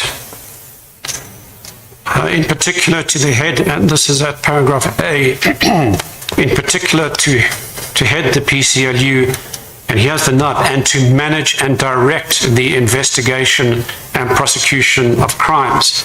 Manage and direct, not do the investigations, it's manage and direct. It's what prosecutors do all the time. They don't do the investigations themselves. Surely that's plain to see. A normal definition of a prosecution does not say they must manage the investigation. Never. You can even check in the Act, it talks about managing the prosecution. The investigation is left under SAPS Act. But this one, more like the DSO, it gives the combined. Investigation and prosecution is combined on the DSO and the PCLU. I'm not the author of this, it is here. The PCLU is given the powers to deal, manage, and direct investigation. There's no way a prosecutor in the PCLU can manage an investigation that falls outside their mandate. Mr. Barney? Yes, please. So are you saying that the President of the Republic of South Africa didn't know what he was doing? I'm saying a reading of the Act is plain that they gave them both powers to investigate and prosecute. The fault was that there were no investigators. So the intention is quite clear. They are dealing both, but the implementation was somewhat different. They forgot to appoint, or they decided not to appoint investigators for them. On somebody's understanding that Mr. Nuka said his understanding was that SAPS will carry the constitutional mandate. SAPS, on the other hand, says President says TRC's cases are now NPA. They believe this entails DSO. That's what the problem is. So what did you understand? And you're referring us to it now. What do you understand That the by manage and direct? That the PCLU has been managing and directing investigation in conjunction with SAPS, with all these identified cases in this paragraph. And they worked with SAPS, no DSO involvement at all. So when the TRC cases are now regarded as priority crimes, they must similarly follow that route and be dealt with SAPS. That's how I interpreted it. And that was your view then? Well, with my boss, Mr. McCarthy, when we took that decision, even Dr. Maite, I'm not so sure whether Mr. Bulelani Nuka was also with us, but he knows, he was aware of the decisions we took that we are transferring in complying with policy, transferring them to TRC, to PCLU. It was not a one-man decision. Thank you. Thank you, Commissioner.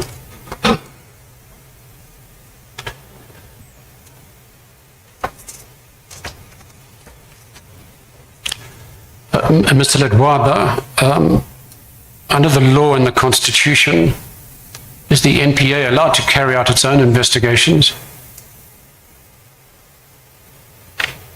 NPA has branches.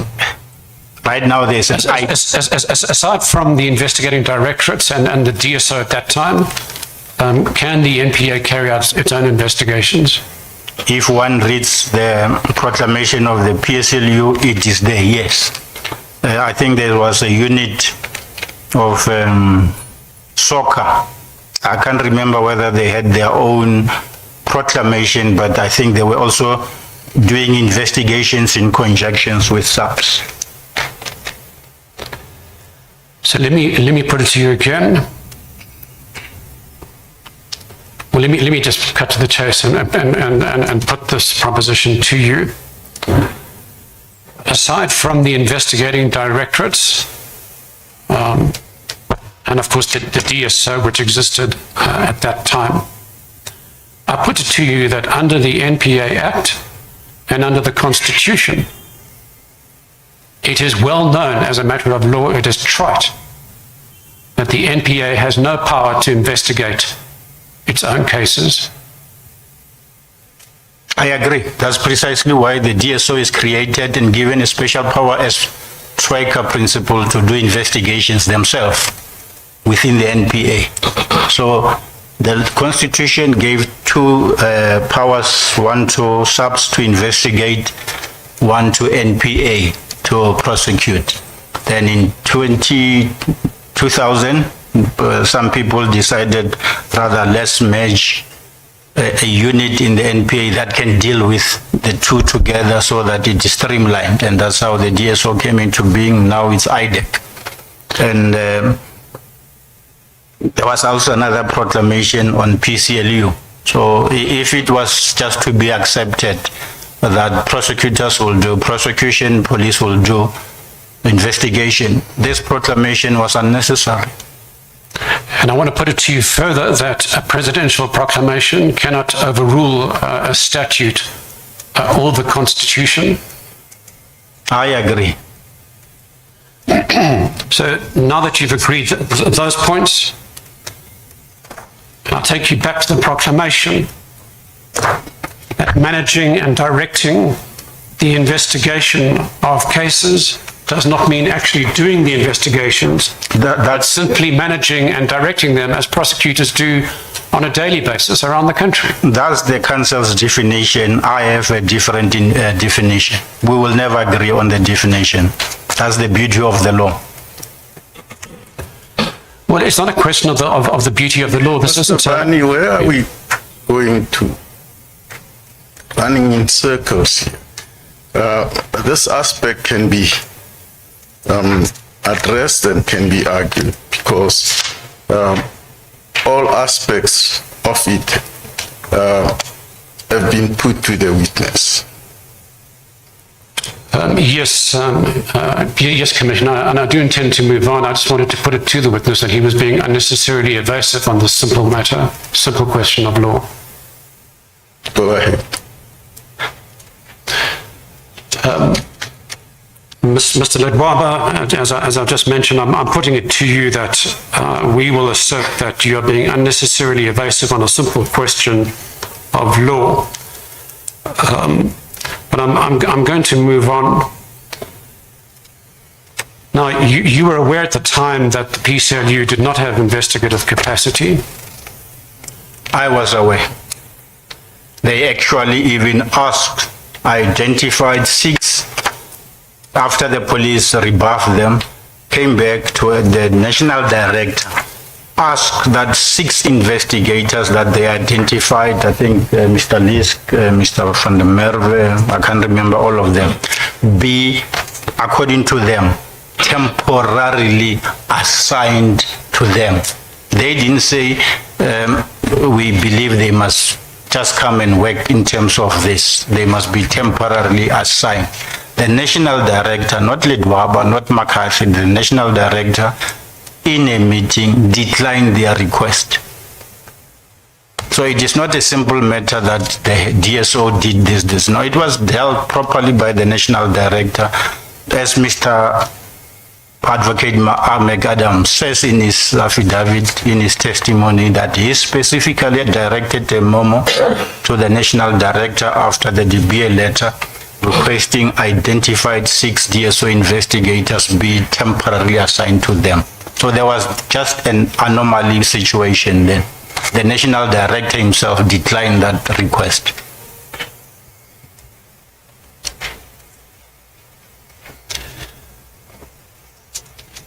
And sorry to say, I do not believe that I'm being evasive. Whether we were correct in interpreting it as I'm sticking to that.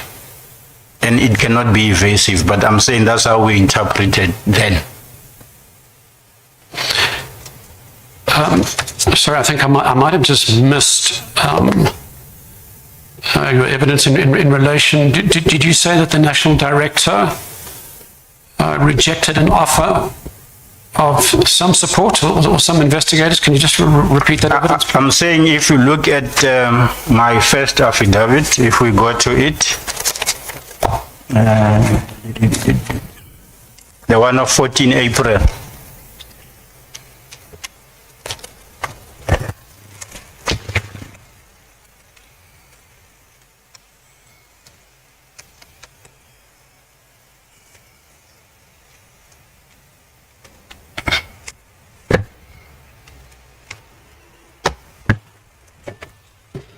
But you're perhaps referring to page 25? Of the red 25. Yes. Correct. And more particularly paragraph, if the commission will allow me a sec just to refer to the relevant. Would it be 44 and 45?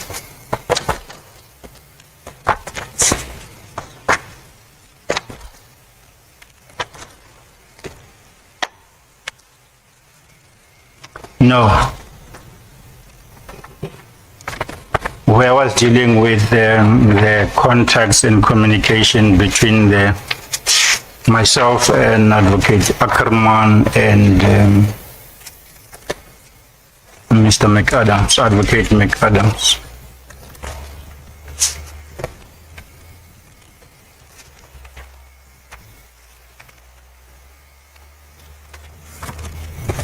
If I may assist the mission, I look at paragraph 88, page red 38. Of Yes. paragraph 88. On page red 38, paragraph 88. I'm saying Mr. McAdam, in his statement, I can't remember even if he confirms it in his testimony, refers to his memo that he directed to Mr. Nuka and NPA senior management, where he asked that 6 investigators, he even identified them, be the way they used himself, be seconded to the unit. He also believed that those are not supposed to work with them, but they can at least be seconded to them to assist in driving the TRC cases. That's what I'm saying in paragraph 88. I'm aware that the PCLU applied to the NDPP and NPA CNM senior management that 6 DSO investigators be seconded to their unit. These 6 were all the people that Mr. McAdam worked with in the SNPU, and he identified them. And I'm saying I'm also aware that this request was not acceded to by Mr. Nuka himself with the 2 bosses of the 2 units, Dr. Ramaite for PCLU and Advocate McCarthy for DSO, not Ledwaba, but the 2. So if one were to say, oh well, DSO investigators were, as a must, supposed to do TRC cases, firstly, you cannot apply that they be seconded. Secondly, the NDPP and his team would not have refused.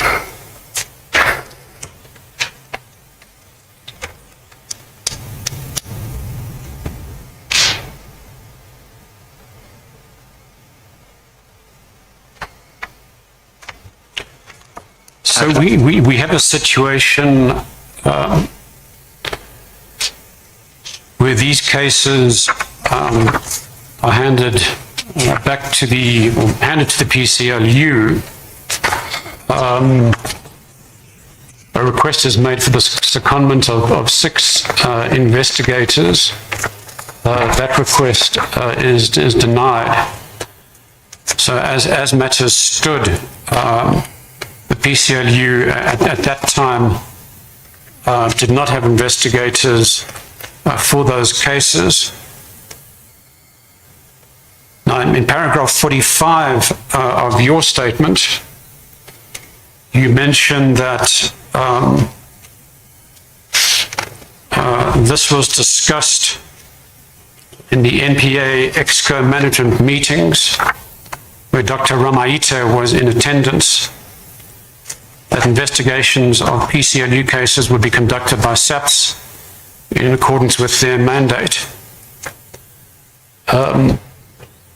Now, we haven't been able to find any evidence of that meeting, those meetings where that was discussed.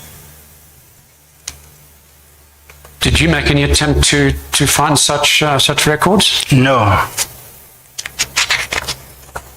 I did not. Did you ask the evidence leaders whether they could perhaps make inquiries? No, I did not. If I may quickly touch back the topic of Mr. McAdam in page 188 of his statement, I read 188,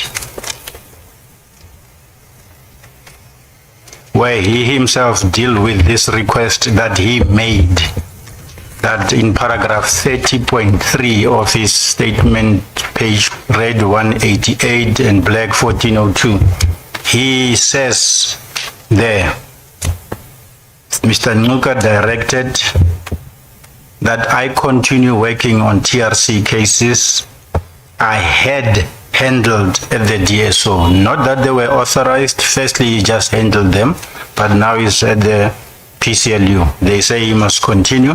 Then he submitted a request that 6 DSO investigators be seconded to PCLU, and his request was not approved. It's not only what I'm saying, but he says in his affidavit.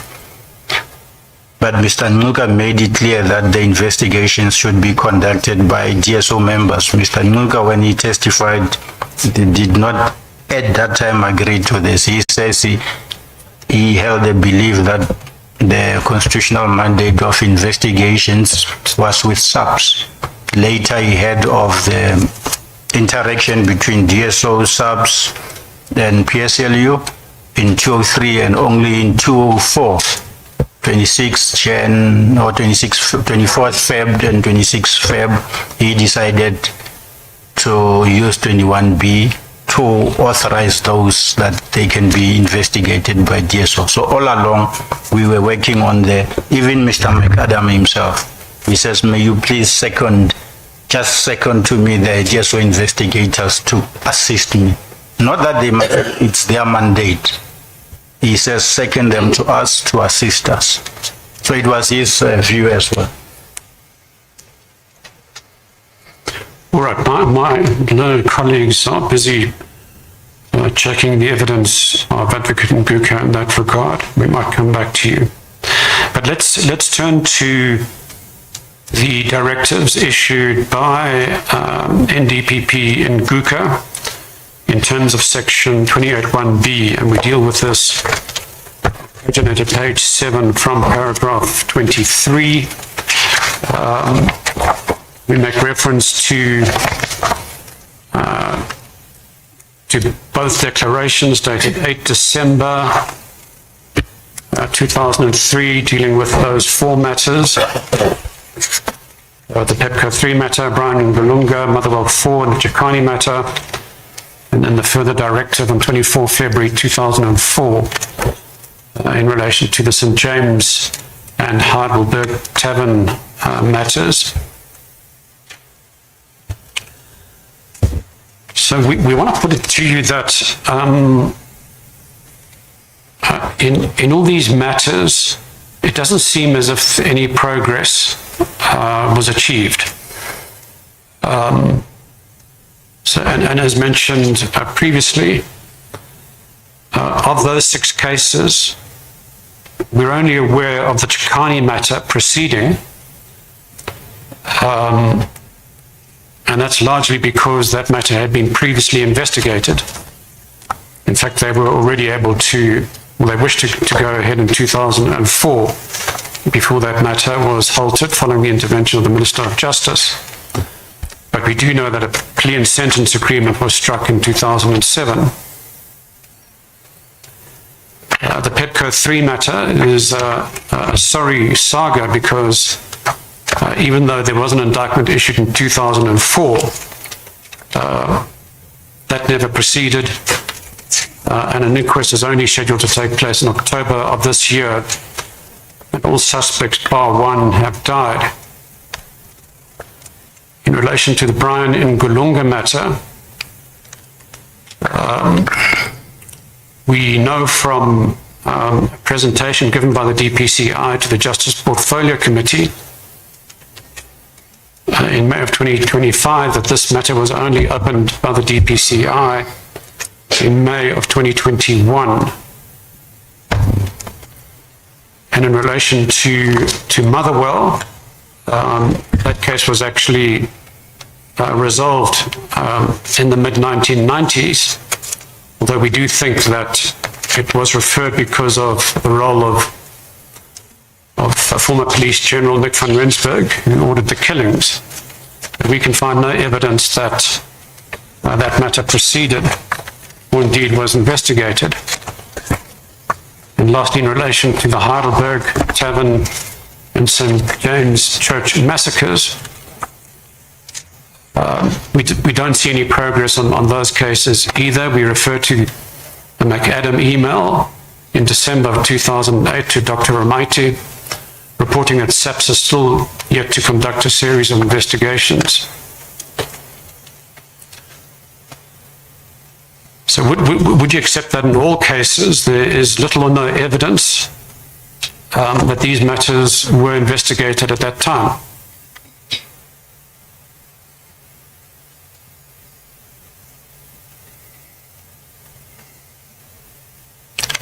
From my understanding, after this four were 28(1)B authorized and given to Mr. Ackermann, I never had anything to do, except what I'm now catching up with the developments of what happened after I left the NPA. And it is a sad story of affairs that I have to concede. But just on, as Council was reading in paragraph 23, I'm being misquoted to say that in paragraph 78 and 81, I would have said Mr. Nuka authorized 28(1)B on 8 December. I've never said that. My paragraph 78 and 81 says he authorized the 4 on the 24th of Feb and the other 2 on the 26th. So that statement to impute 203 was definitely not coming from myself.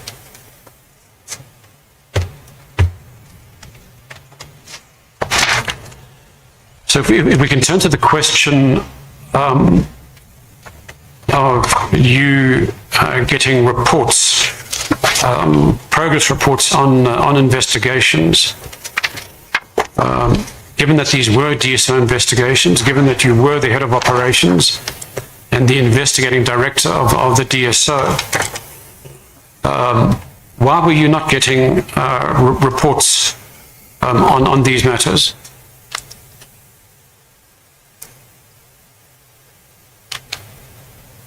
I can answer it to say Mr. Ackermann was my level. We were both at investigative or special director level. I was the investigating director, but special director in the DSO equivalent to a DPP. I was reporting to McCarthy. He was at that level. There would have been definitely no way at that level he'll report to me, but we know he was reporting to Dr. Ramaiti. So even on the projects that he ran within the PCLU, he was bound to report to Dr. Ramaiti. Just on the procedure, but even on personalities, I'll put 50 cents on the table that he would never have agreed to report to me. No, but it's not a question of Advocate Ackermann reporting to you. It's a question of your own DSO investigators keeping you apprised as to what was happening with those cases. Unfortunately, the policy as it was, once it is given to PSLU, they carry on and report. The reporting lines were structured. You can blame us to say you should have actually tried to do that, and unfortunately it was not done. We believed it's now the PCLU's baby and they're working. They've asked us to second investigators. NPA refused. They will deal with that with SAPS. How would I then ask for report from SAPS within the DSO? It is easy said now, but the practicalities were different then. You are expecting me to ask SAPS to come and report to me if that investigation is dealt by SAPS. Yes, I think we're at cross purposes here. We're talking about the 6 cases under which Advocate Nguka issued directives for the DSO to take up on those cases. So these would not have been SAPS investigators, but DSO investigators. I think if we read his declaration, it simply says, I'm authorizing this. I've decided to refer. Yes, you must say where you read from. Mr. It's that the first of his memo of dated 24 Feb. Page? 62, red 62, and black 1745 in this bundle.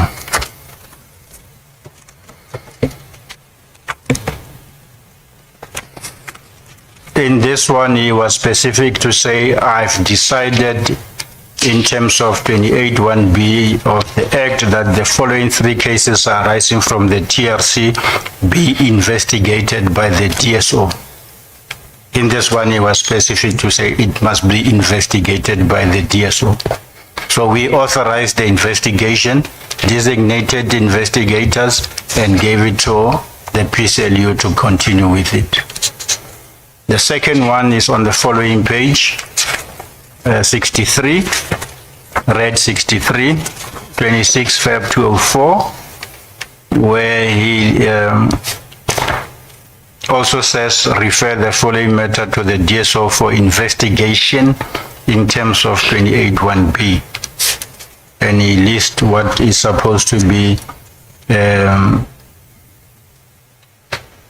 the specified offense in regard to be investigated. Again, investigators are designated in terms of the shall in 21(b) and passed over to PCLU to continue. So it's abundantly clear that we are talking about DSO investigators, not SAPS investigators. If the wording of his declaration correct, and we did designate investigators once we have declared their authorization in terms of 21(b), but they were reporting on these 6 projects to Mr. McAdam and Ackermann. I don't know how they then worked, whether they all reported to Mr.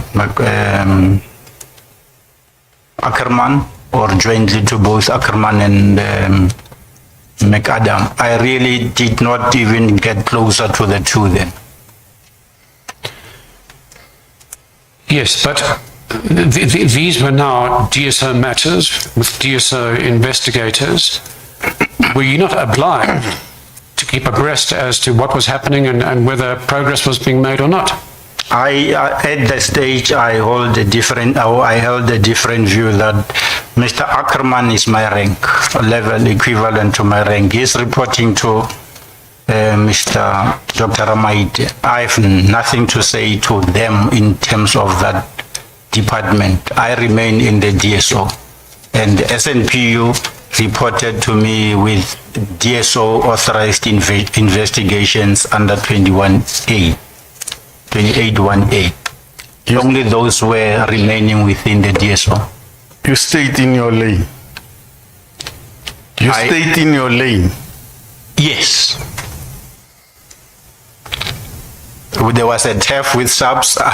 I didn't want to create another turf with PCLU.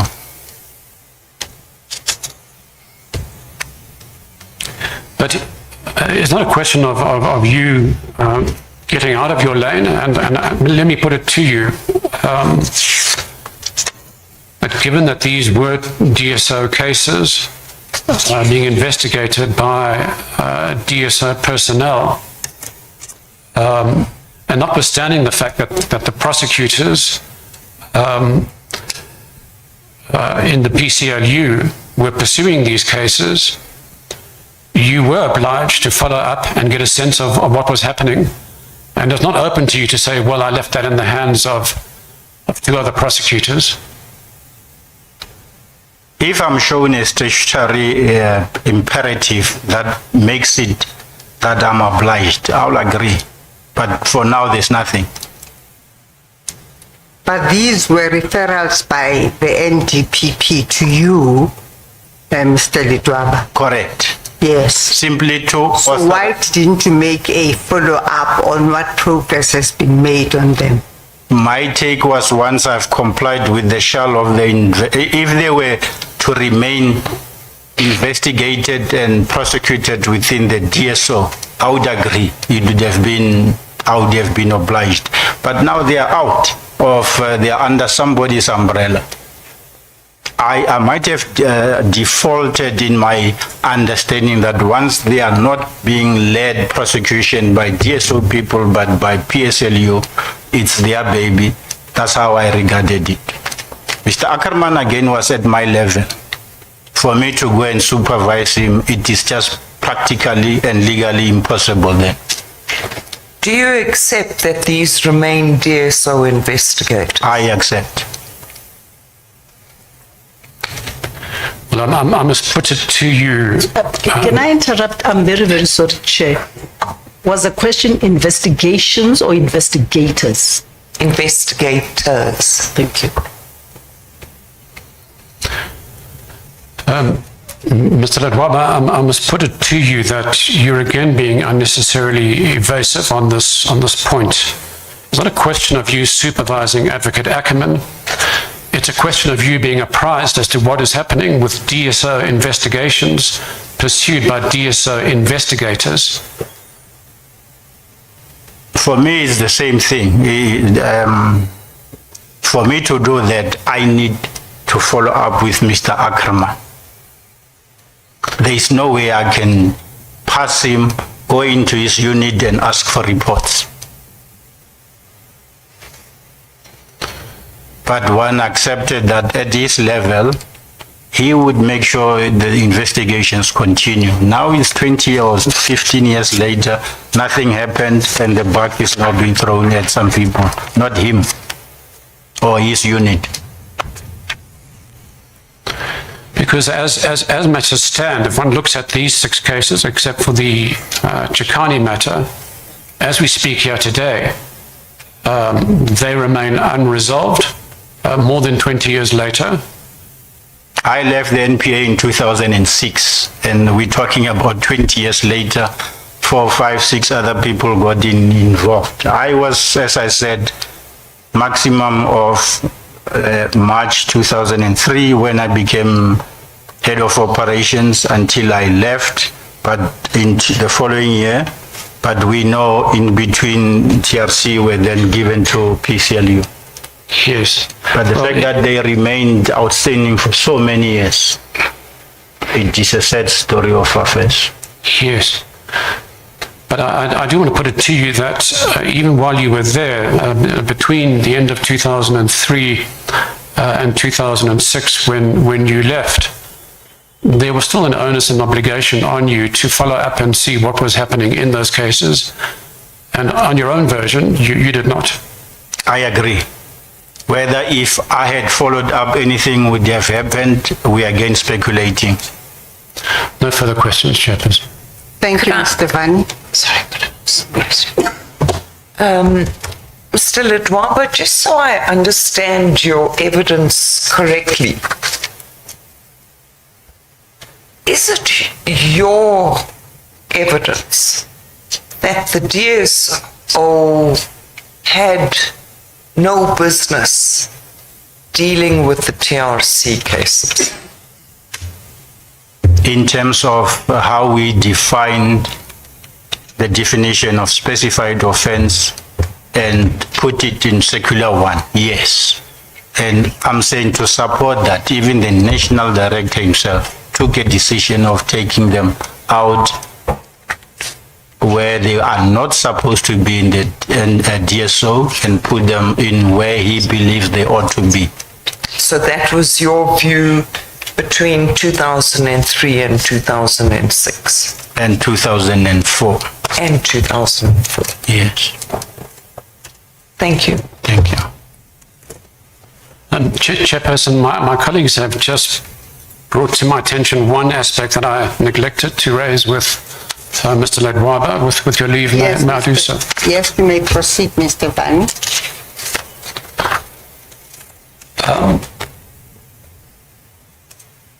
Mr. Ledwaba, you made reference to the Khampepe Commission report.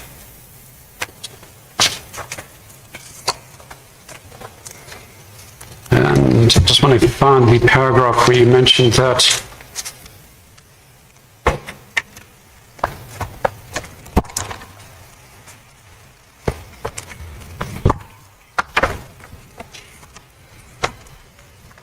It's in paragraph 11 as well as paragraph The supplementary affidavit. Correct. Yes, yeah. 11 as well as, I think it's on two instances, 11 and there's another. All right. Well, let's jump to 5 and 20. 11, sorry, 5 and 11, I think. So you mentioned at paragraph 20 that the Khampepe report mentions in paragraph 11.19 that the Foundation for Human Rights expressed the view that the provisions of the Act, which dealt with the mandate of the DSO, provided very little direction to the organization. And you agree with that expressed view.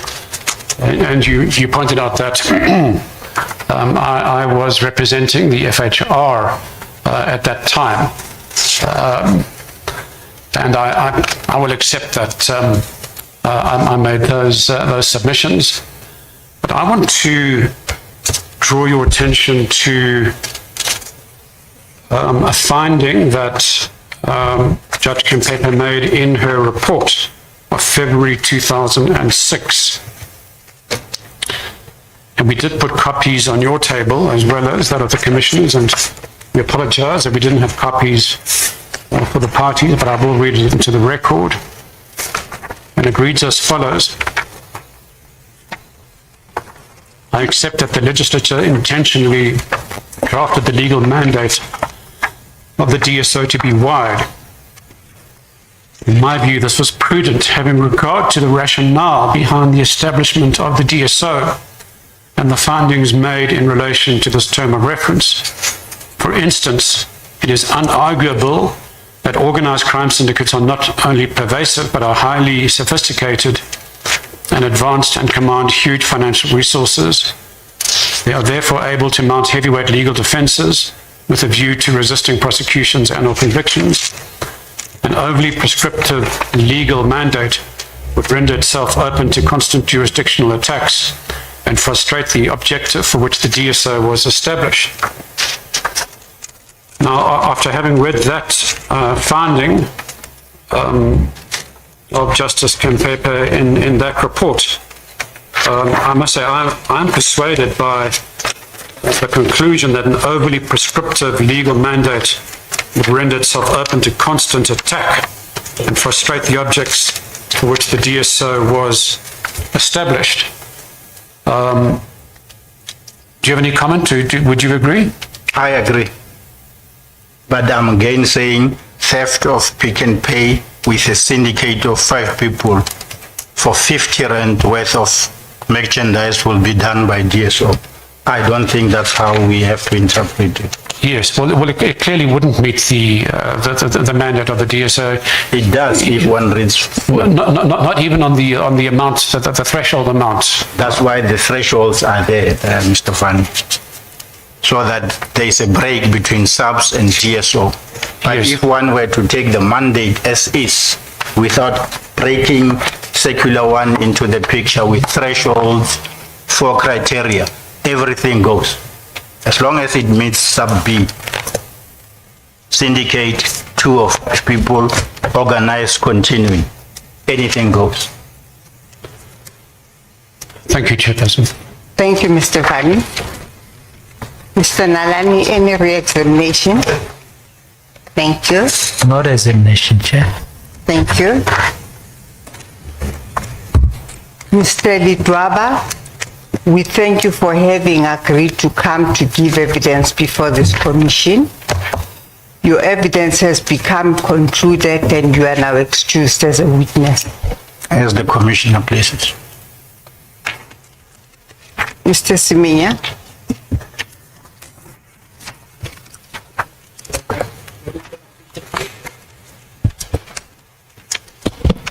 Of the hearings for today, we stand with your permission to continue with former Minister Maduna tomorrow.